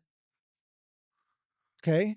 Now I'm going to get into more of this when I do the 3D model, but I'm going to mention here right now, go back to something Dave was talking about the path of the ecliptic. So these 12 zodiacal constellations go around the Earth like a kiddie roller coaster at Lagoon. is how it appears. Okay, so I see now. Real quick, I'm just looking at this because I want to have a clear understanding. So you can see this cluster of stars, the Milky Way in the center. So Very there, good. that's what you're showing. So Orion goes all the way up to it. That's Taurus. our galaxy. We're at the edge of our galaxy, like from the point of view of post-telescopy astronomy, right? That's the Milky Way. That's our galaxy. We're out on the edge of it, looking in towards whatever's in the center. Okay, so now I kind of understand what That's perfect. this is awesome, but it's good to see like what are we actually talking about in the sky. Right. The head of the bull, Taurus, Okay. with the one red eye. Is it Aldebaran? We're not going to go down that rabbit hole. Okay, Yeah, fine. interesting. Okay. Cool. Not naming stars today. All right. So the zodiacal constellations stay pretty close to the equator. There's never going to be a time that you're looking at the sky and Leo's going to be in the super high up. in the It's going to be on the horizon. It's going to be on the horizon. All of the zodiacal constellations are on the horizon, right, Dave? Yeah, I mean, more or less. To like, what's the angle with the? I think it's at a 23-degree angle to the. I think it's 22 and a half. 22 and a half. Okay, so you think about that. 90 degrees gets you to the very top of the sky. So the highest it will ever appear to be off the equator is, It's 23 and a half. okay, all right, we were both close. Is about a quarter of the way up. Yeah. So this is all again, this is basically, well, from the northern hemisphere, you're looking south and you're seeing this all in the southern sky. It's always a band across the southern sky. So is what you're saying, is that referring to the Psalm 19 verse that you have here? Yeah, let's read it. Yeah. Yes. There. So it says Psalm 19, 1-3 and 6. It says, "The heavens declare the glory of God, and the firmament sheweth his handiwork. Day unto day uttereth speech, and night unto night showeth knowledge. There is no speech nor language where their voice is not heard. His going forth is from the end of heaven, and his circuit unto the ends of it. And there is nothing hid from the heat thereof." Interesting. Help us understand that. When it says his going forth is from the end of heaven, Yeah, from one end. and his circuit, so his path, unto the ends of it, there is nothing hid from the heat thereof. Mhm. So it's talking about the circuit of the sun Yeah. through the zodiac. Hmm. And we'll move to slide 22 next. I'll give you a little bit of preface for that. So you can see here that on this side of the veil, or the Milky Way, Yep. it's represented by Taurus, by cattle. Mhm. The cattle serve as the overarching symbol for this group. And the lion serves as the overarching symbol for this group on this side of the veil. So the lion represents the celestial kingdom or heaven, and the cattle represent the terrestrial world or earth. Okay? And so let's read 1 Corinthians 15:40-41 with that in mind. And I'm going to read it because I have parenthetical inserts in there. There are also celestial bodies, lions, and bodies terrestrial, oxen. But the glory of the celestial is one, and the glory of the terrestrial is another. There is one glory of the sun, and another glory of the moon, and another glory of the stars. For one star differeth from another in glory. I'm going to get to the rest of that in the three-dimensional display. Okay, so we'll come back to what it means by the glory of the sun, glory of the moon, and glory of the stars. That's going to be the whole, that's where we're going with this conversation today, is the 3 degrees of glory. Okay. So those zodiacal constellations are kind of going around the equator like a kiddie ride at Lagoon. Okay. And so if you go to the celestial kingdom, you're still on that kiddie ride. If you go to Leo, you're still on the kiddie ride. You want to get off the kiddie ride and grow up and become what you're meant to be. Okay. And that happens way up here in the vault of the sky, where there's a celestial pole cow. Isn't that great? Like we talked about before, bossy. And I think I had something else over here. But that's what's going on at the highest degree. You see the udder of the cow where Thuban was, right? The back of the cow is where Polaris is. And so that's where the Most High is. That's how you get off the kiddie ride, is by ascending into that vault. One more really important constellation here is Hydra. Okay, Hydra is right under Leo's paw and is always making a move to attack Cancer. Okay. So Leo actually faces the other way. He does. Leo looks like a lion. He sort of looks like really the Sphinx from the side. A lot of these constellations, you gotta sort of squint to figure out but like Leo's one of the ones, along with like Scorpio, where like, oh really, you can see it.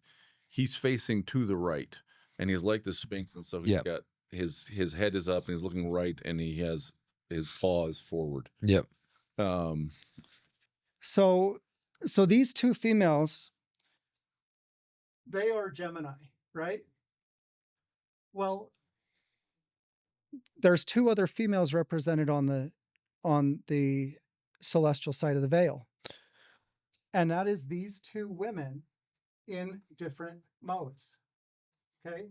So just like Orion becomes the king, which is this guy, Orion becomes this guy. Yeah. Right? Orion goes to sit on the Father's throne. Well, the Gemini twins go to their spots too. They ascend also. One of them becomes the mother, right? And one of them is Virgo, the virgin. Okay, so there are two. This is where they are. Okay. They've been Gemini. Now, one of them has gotten married, right? And one of them is barren and is the mother of the angels, as we learned from Philip. So Philip is an apostle he was an apostle of Caesarea Maritima, and his work didn't get canonized because it goes against what the ecclesiastical church wanted to do later. But will you read? I'll read that. Gospel of Philip. Gospel of Philip. 3 women always walked with the Lord: Mary his mother, Mary his sister, and Mary of Magdala, who is called his companion. Mary is his mother. Wisdom, his sister, who is called barren, is the mother of the angels. The companion of the Savior is Mary of Magdala. which Magdala just means of the tower, right? Or yeah. So there's there's a sort of an implication that it is a village, and later a village, a name is applied to a village, and it said that was Magdala, but there's no good evidence from the time of that village. But Migdal is a tower in Hebrew. Yep. So Mary and man, there's a whole bunch of other resonances with this. Okay, so I'll tell you that like the name of an almond tree in Greek is amygdalum, which is not apparently a Greek word. Okay, where does it come from? It has been suggested that that it's a Greek attempt to write down the Semitic phrase Em Gedolah, great mother, right? So Migdal, Em Gedolah, amygdala, tree, tower, like there's this circle of things, of potential meaning that may exist. So the companion of the Savior is Mary of Magdala. The Savior loved her more than all the disciples, and he kissed her often on her mouth. The other disciples said to him, "Why do you love her more than all of us?" The Savior answered and said unto them, "Why do I not love you like her? If a blind person and one who can see are both in darkness, they are the same. When the light comes, one who can see will see the light, and the blind person will stay in darkness." What does that even mean? Gospel of Philip. Yep. So that's a riddle about the three Marys and what they meant in the first century. Okay. This is the scene. This is the astronomical scene being described in Revelation 11 and 12 that we talked about on the prior episode. This is also the scene being described by Philip. Okay. And now you should be able to anticipate these characters here because we've got this serpent down here and we've got this tree of life and we've got a flaming sword. Let's replace this Orion. And we've got this guy and we got this other girl. Okay. And there's this serpent in where there's fruit from the tree, they get cast out into the world. Yeah. Right. From the place where the Father is. So all these stories it's the same story. And these figures, the mother and father, these constellations play different characters based on what story you're telling. But they're always the mother and the father. So this is kind of what I'm saying about the memory palace, right? Is the sky is a big memory palace. It's the flannel board of 4000 BC, right? When you're saying that, you're trying to teach your children, where do we come from? Where you go? What is life all about? You can say, A, you can remember it because you're seeing images up in the sky, and B, you can teach that. It's like the illustrations. It's the flannel board. They are up there. Yeah, it's the flannel board. Yeah. So the one thing I want to point out, and I can't remember if it was said on an episode of The Stick of Joseph or if it's just conversation or what, but like obviously the stories that are written down in the Bible were passed down orally at some point, and that's how that they were passed down. Stars would be a great place to do that, right? And a lot of times we give oral tradition less veracity for whatever reason, just because we're so used to writing and printing, and we have the printing press, and that's how we do things. But there is some serious value in telling things orally, because what that means is like you're teaching someone, you're there with someone, which if you're teaching someone something orally, that means there's back and forth and there's questions. And so it's actually in many ways better to transmit meaning behind what you're trying to teach orally, because what happens is when you write it down and that's the only thing that gets passed down, there's not there isn't another book that explains what all these things mean. It's just what they are, right? And so then that's where all of the other interpretations come in, and that's where things get muddied. And so I guess what I'm saying is I just want to validate that these using the stars and using this way of telling the stories that are now codified in our scripture in a lot of ways could help with the purity of the things being taught if it were still that way, rather than just writing them down and passing them from generation to generation. And if they weren't in that book, we would have zero We'd have nothing. trace left. Yeah. Or what would have happened is we would have just passed down orally, and maybe we'd be in a better position, actually. There's a book called Hamlet's Mill. Maybe we'll do a Mike and Dave episode on Hamlet's Mill at some point, which makes the connection between the naked astronomy and oral literature, and makes the argument that not plan of salvation stuff, but that oral tradition was used stories to pass down detailed astronomical observations, probably for thousands of years, because it seems like there's I think if you look up the precession of the equinoxes on Wikipedia, it will tell you that it was supposedly first identified by, I forget who, some astronomer in like 200 BC. But Hamlet's Mill makes the argument that there is evidence that we knew it long before that, and that we were passing this information down orally. Right. This was the television. This was the internet.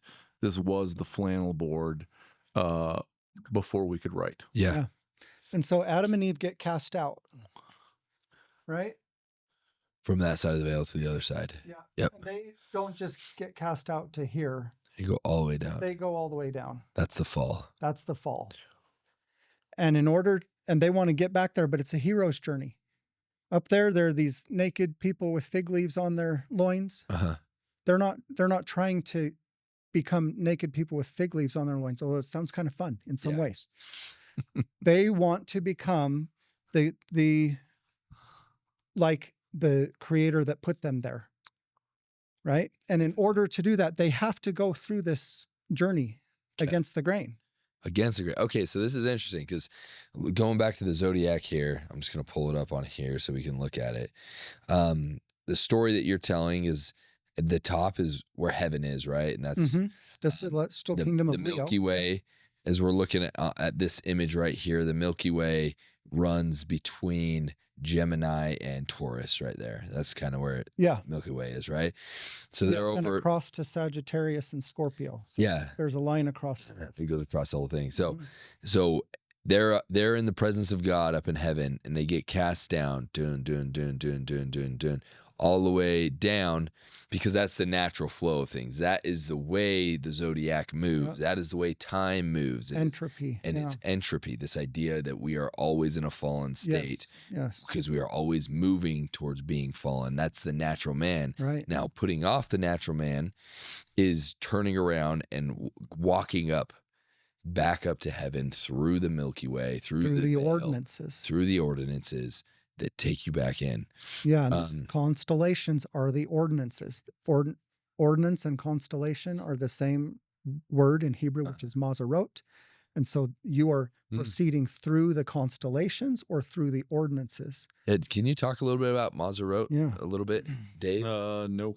No, you don't know anything about that? I have not done any special research, no. Oh, okay, cool. And so, Dave, you don't know one. You've finally been stumped. It is appalling to discover that I don't know everything. Yeah. So you see that what you're trying to do is to get reunited. You're Orion, and you want to get up there with your companion. Okay. And the woman is represented by the moon, and the man is represented by the sun. Okay.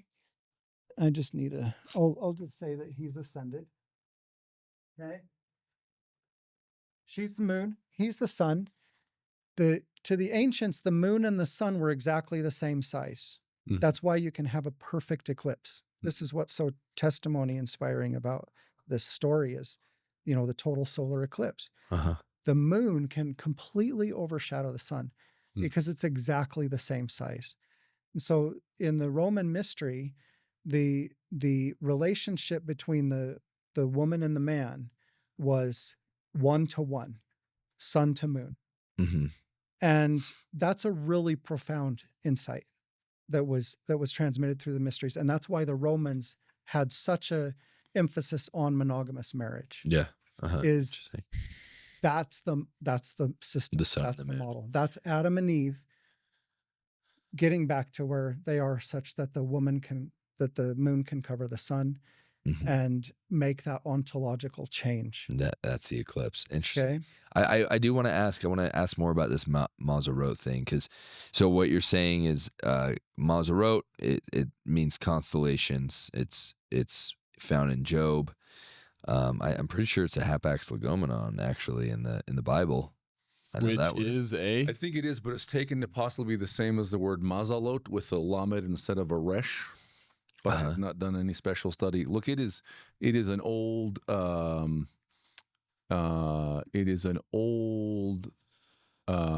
very old idea that stars represent human beings in certain circumstances, Mhm. and in particular that they represent people who are exalted or transformed, and in particular they might represent priests. Okay, so for example, I mean, I was reading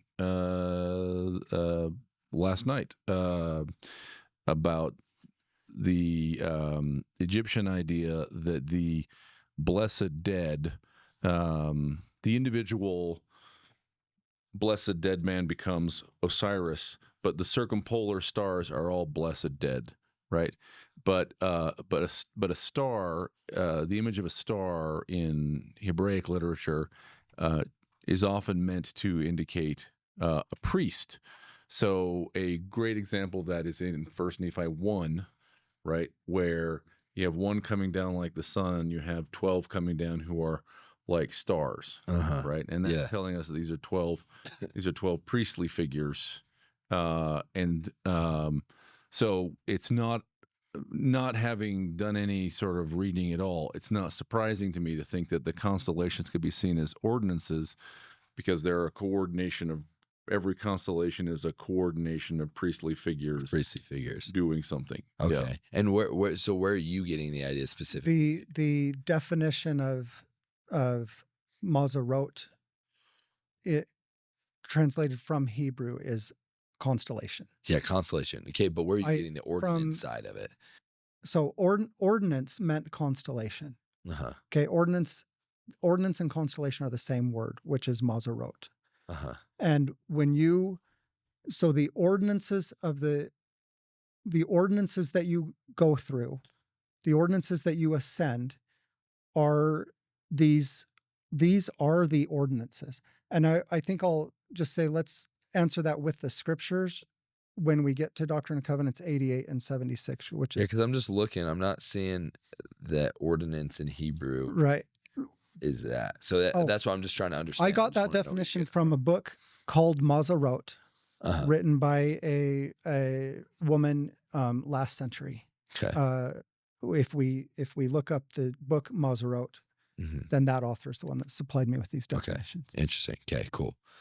And so she did what some consider to be the most comprehensive work on associating the stars and constellations with the Bible, with the stories in the New Testament. And I'm not in total agreement with her identifications, but Francis Rolston. Yes, exactly. Okay. So interesting. Okay, cool. But as we go through Doctrine and Covenants 88 and 76, I'll just show you that that's what they are. Okay. And so let's see, what was I going to say about this? So we understand that Adam and Eve are cast out and that they're intended to ascend, and that together they're on that side of the veil. Hydra's down here. There's a cool constellation on Hydra while we have the flannel board up, which is the Cup crater. Okay, that's the bitter cup that Jesus drinks out of. And there's a raven here too. Just trying to, while we have the flannel board out, to give you some bonus material here. The Ursa, just so that people can understand kind of, the Big Dipper is in Ursa Major, the bear, and the bear is up here. Okay. Okay. It's part of the cow. It's part of the cow. So that's where the Big Dipper is. That's where Ursa Major is. So that's kind of the scene. And so it's not horoscopes. Yeah. This is the flannel board that the conversation is taking place on. Okay. And then there's a really important constellation over here called Lyra, played by a beautiful, the most beautiful woman in the world named Bethany. That's where they are. That's my wife. Yeah. Oh, yeah. She's a harpist. That's awesome.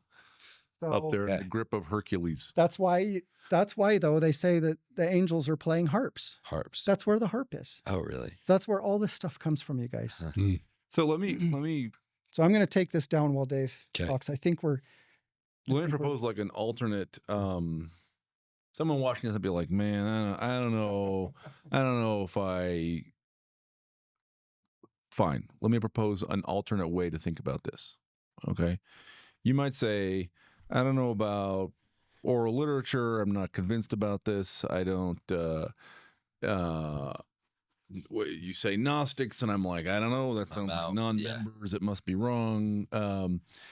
So I think another way to think about this is just remember, what are we talking about? We're talking about a visual work of art, right? Kamron is making, right? Is present progressive, is working on a visual work of art, which, and I think what you've just shown us, Kamron, is that at the heart of the piece of art, and it's huge and complex, and says that this is maybe not the only way to think about it, not the only thing that's going on, is a guide for looking at the night sky and thinking about your own spiritual journey as being painted on the night sky, as being recorded in the stars. It's a way to look at, inspired by the restoration, by the revelations of Joseph Smith. It's a way to look at the night sky and say, hey, my spiritual journey is up there. And you know, you can contemplate that. You can lie on the grass and look at these constellations. Although it's sort of winter constellation. So Orion's a winter constellation. So you'll lie in the nice comfortable snow and look up at it, I guess. And even use it as a teaching tool for your children, maybe, right? Mm-hmm. So that, like, whatever you think about sort of Mithraism, Gnosticism, whatever, you can say, hey, there's a way to read the night sky that shows the plan of salvation in the night sky. Yeah. Mm-hmm. And I will show you, like, we're trying to give an overview, that we're trying to smatter some scripture verses in here. Yeah. I've brought the receipts. Okay. But it takes time. Yeah. Like, so someone will want us to prove this every step that we're going. That is the work. That to find that is the work. So we're just kind of establishing a language here. We're not trying to convince anybody on a street corner to join this new religion. It's this takes time. And so I have a lot of scriptural references here. I don't know how many we'll get to. We're just trying to get some basic language. So now that we kind of have a base, now here's the thing. I actually now understand at least what the constellations are, how it works, and what the precession of the equinox that's the basis really is. And that's really, so at least I know on a high level what that actually is. And you didn't know that a couple hours ago. No. Mm-hmm. So we've just been describing this in 2D. Yep. And it's much easier to understand in 3D. Okay. And so that's what we're going to do now. So here's my model of the cosmos. Mm-hmm. Nice. And it's not a model of astronomy. It's a model of what a human being is and where we're going and where we came from. Okay. Okay. So it uses astronomy, but it's a model of human ontological ascension. Okay. Okay. So it begins in Aquarius, the underworld. That's where Adam and Eve fell down to. Uh-huh. And let's see, we're going to use this scripture really quick. Now this verse, Psalms 139, 7-8, refers to the Mari cylinder seal, Okay. panel 018, and there were 2 stars there by the throne of the Father. Yeah. There was a star in a upper position and a star in a lower position. And I take those stars to represent the Anu symbol, which is the symbol for God. And Psalm 139. So that's an old cuneiform sign. It goes back to Yes, Sumerian, yeah. but it's also an Akkadian, an 8-pointed star. Yeah. So slide 026 says, "Whither shall I go from thy spirit?" Speaking of Yahweh, the God. Mhm. "Or whither shall I flee from thy presence? If I ascend up into heaven," Leo, "thou art there. If I make my bed in hell," or Aquarius, "behold, thou art there." So I have those 2 Anu symbols at the 12 o'clock position and the 6 o'clock position, because Osiris and those stars are referred in Huh.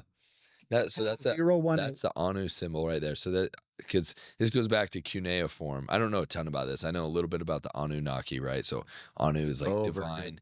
divine, Aki's people, or something like that, right? Something like that. Something like that, right? You have you have the seal of Melchizedek. What is that? That's an 8-point star as well.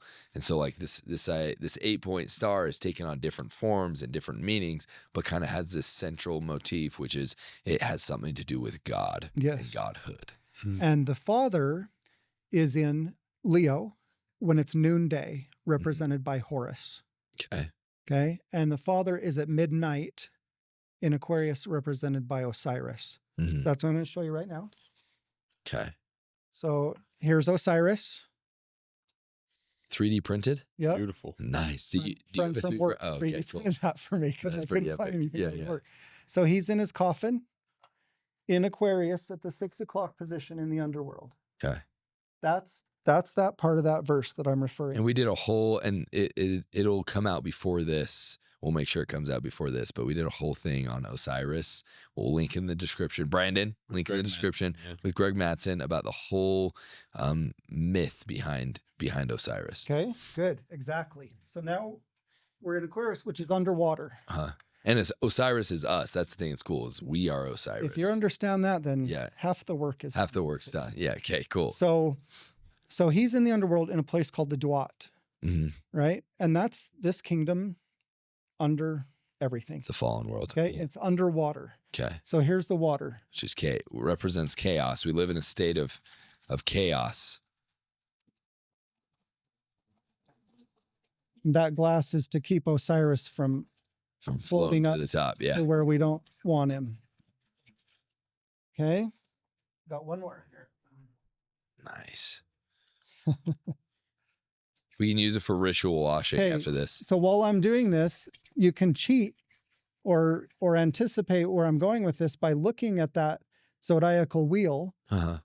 And the other 2 ordinances or constellations that are down here are what? Anybody know?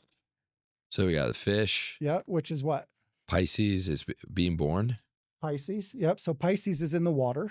Pisces. You got Sagittarius. So is that baptism? Lyra, Virgo are the ones we. So down here is going to be Capricorn. Oh, Capricorn. Yep. And so we know Pisces. We know that the fish are in the water. Yep. We know that Aquarius is in the water. And then we got this funny Capricorn, which is a goat with a fish tail. Really? So he starts out in the water. He's amphibious and ends up on land. Okay. That's why he's drawn the way he is. Okay. So he goes in the water. All right. So this is the water. And this is the telestial kingdom. Okay. I'm just going to have to take my word for it for a minute. All right. We're going to show that in scripture. So telestial is called telestial because it's where the sun can't administer. If you think about what you know about the Doctrine and Covenants and what it says about the 3 degrees of glory, it says the sun can't administer directly to the telestial kingdom. Yeah. That's because it's nighttime. Okay. It's underwater and it's nighttime. That's the only reason he can't go there. Interesting. Okay. So here's the telestial kingdom is Pisces, Aquarius, and Capricorn. What age are we Looking at in? now. I'm looking at now. Okay. What age are we in?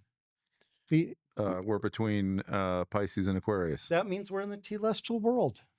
Mm-hmm. Interesting. Okay, that's the only reason we're in the telestial world, is because we're in the water. Okay. You follow that? So I got this broken down right here. I'm showing. Yes, That thank helps you. us. That's Yep. yeah. Okay. And now we have the Earth. Okay. Dude, this is where flat Earth comes in. Jackson, this is right I up know. your alley, I was bro. going to shout out to the flat earthers right here. Yes. This is your moment. Wait till the firmament. Okay. The Earth is totally flat. We'll talk about that after. Not great. All right, I'll explain it to you. Here, hey, you're preaching to the You choir. explain it to me. So now we're in the terrestrial kingdom.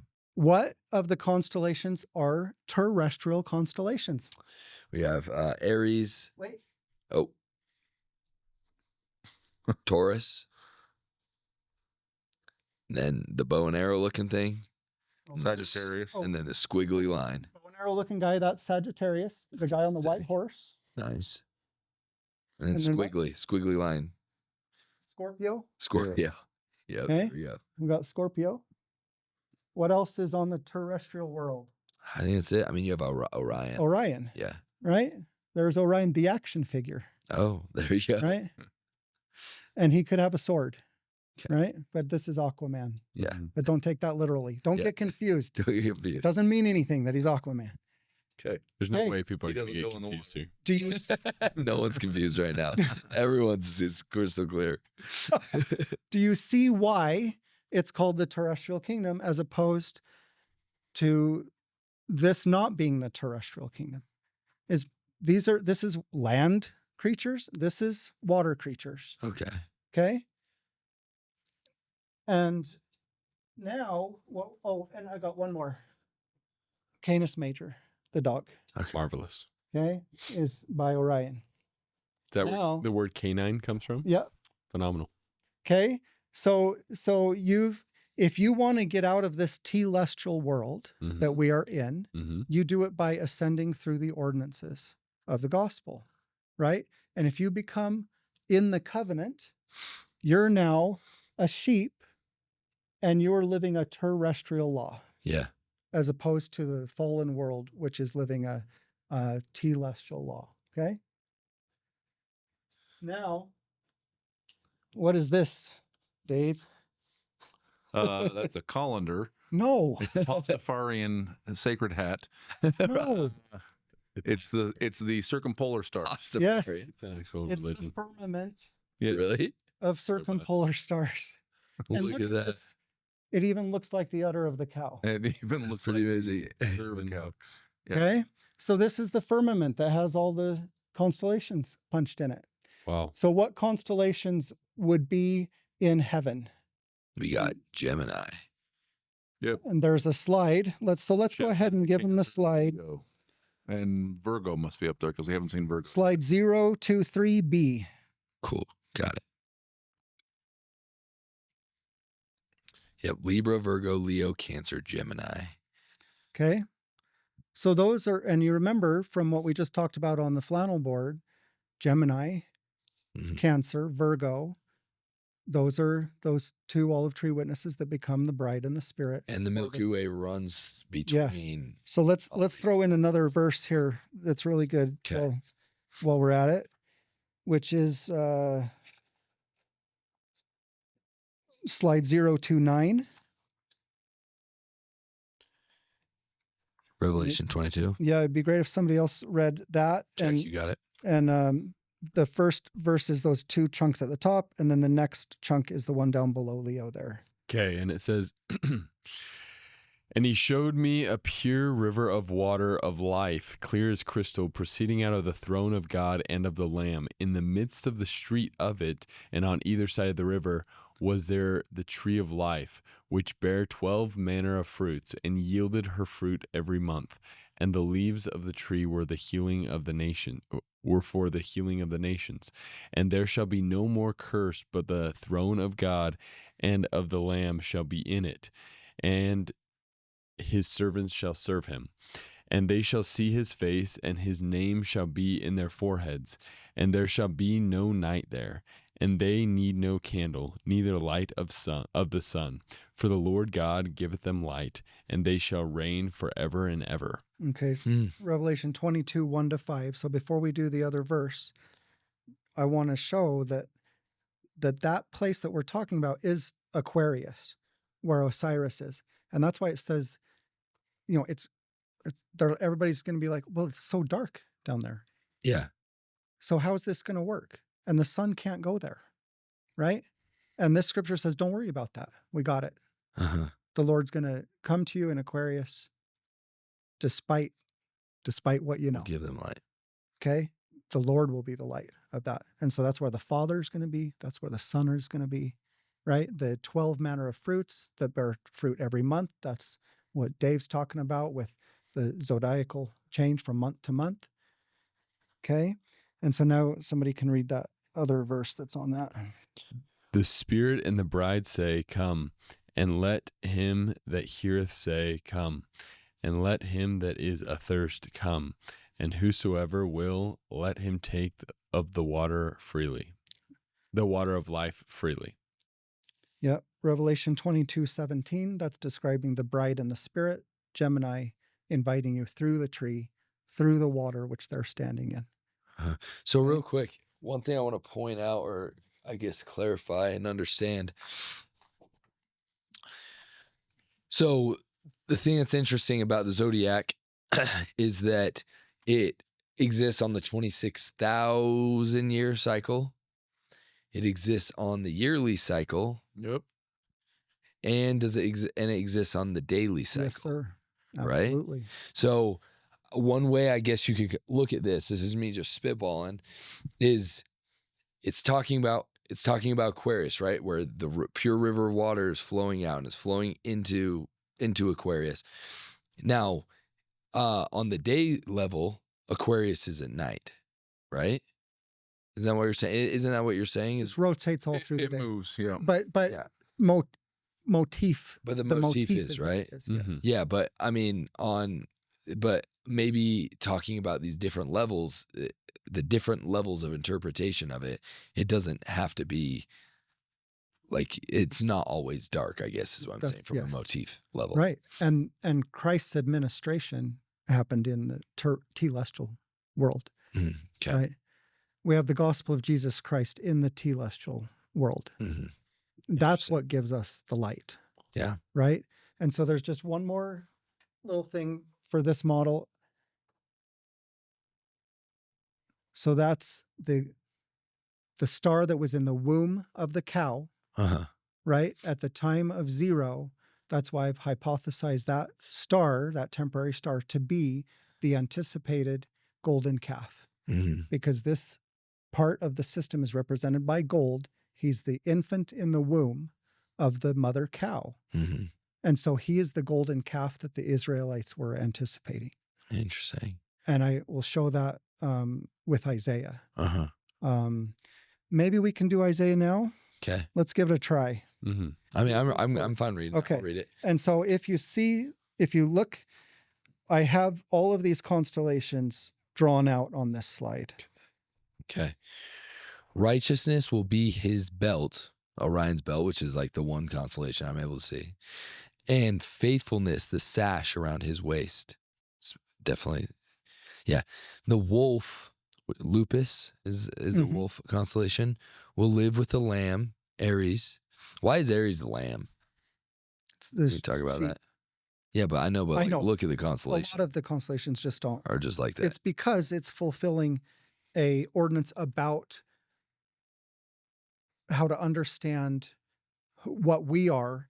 That's just a proof that it's not about what the stars look like. It's about it's a memory thing, like Dave was. Yeah, it's a great proof that it's not what the stars are themselves, but what's behind the stars. Okay, cool. We live with the lamb, Aries. The leopard, Leopardalis, will lie down with the goat, Capricorn. The calf, Taurus, and the lion, Leo, and the yearling, Aquilius, together, and a little child will lead them. The cow, celestial pole cow, Hathor, will feed with the bear, Ursa Major. Their young will lie down together, and the lion, Leo, will eat straw with the ox, Taurus. The infant, golden calf, will play near the cobra's den. I think it's cockatrice, right? Or does it say cobra in mine? In yours? Okay, the- Draco's den. And the young child will put his hand into the viper's, Hydra's nest. They will neither harm nor destroy all my holy mountain, celestial kingdom. For the earth, terrestrial kingdom, will be filled with knowledge of the Lord as the waters cover the sea, celestial kingdom. Interesting. Pretty cool, right? Yeah, it is really interesting that there are, because as we've been talking, and I was going to bring it up later, but yeah, I was thinking about how the lion and the lamb will lay down together, like in the last days, right? The lion and the lamb will lay down together.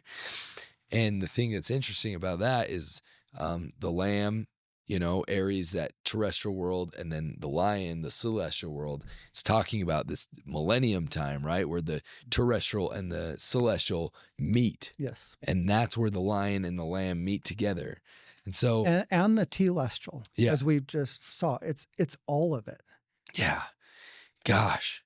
So I don't want to interrupt. Yeah. No, I'm just saying, like, the thing, I'm very interested in this, and I feel like I've learned a lot more about it, but it's still like we are so far removed from this being our normal life that it's like, and maybe you, after being involved in this, you could maybe live in those circles back then and be able to communicate with these people. But I feel like, I don't know. I just feel like it's overwhelming. Like you can see the imprints of what we're talking about throughout the scriptures, but like to really grasp it, I just don't even know. But what's so important about what we just read isn't the constellations identified. Yeah. It's what is it saying about these? It's saying that you take all of these different kingdoms and they become not their nature. Their nature is changed in the celestial kingdom. God changes their nature. Huh. So Leo is a cold-blooded killer that abandons its young. Mm-hmm. That's a male lion with a harem, right?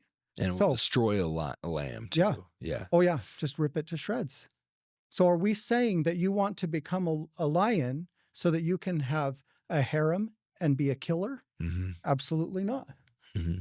We are saying you want to be, what the Lord does is he transfigures all of your natural tendencies into something else. This is the ontological change that the mystery produces. You go from being a Wall Street magnate to a disciple of a holy way because of your initiation. You ascend through these ordinances not so that you can lord over people, but so that you can become one with the whole kingdom of God. Mm-hmm.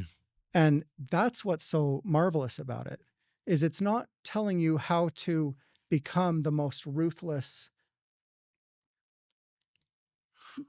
creature in the kingdom. It's teaching you how to become the lamb, which is the weakest and most vulnerable and creature in the whole kingdom. And as a lion, you are a lamb. You have the disposition of a lamb and the gentleness of a lamb. And that's the Christian, right? That's the Christian story going on here. So, wow. That's the Christian. That's what it means to be a Christian, isn't to become a lord over someone, but to become a shepherd and even to become a lamb that cohabitates happily with a lion. Wow. So for you three weirdos that are still watching at the end of this, and it's probably going to be me 4 more times. I'm glad that we did this one, because like I said, I feel like I understand this. And the point of this is that because I guess the whole point of everything that you're doing is just trying to say, like, there was an ancient way of teaching these stories, the story of ascension, the story of exaltation, and it means something. It has something to offer us, and we've become so literal in the way that we look at history. We become so structured in the way that we read scripture, and if we can loosen some of those bands, the mysteries of the kingdom of God can distill upon us like the dews of heaven. And I've always liked that, because the dews of heaven distilling upon you is not like a structured thing. It's something that just it just like lands on you. It's not because, like, I don't even know how to describe, like, but the visual is really good. It's not something that you like grab and bring into you. It just happens to you as you immerse yourself in this stuff. And so the reason why I like this, and I want to understand the stars more, and I want to be able to look up at the sky and not feel scared or overwhelmed, is because I think that there's something there for us in our ascension, in our personal journeys towards God. Any thoughts? Amen. Amen. Amen. All right. Well, for all three of you, thank you for watching. Now, turn this off, drive out somewhere, look at the stars, read the scriptures. Ask an AI to explain it to you. Don't do that. Do not. And until next time, stay curious and hungry.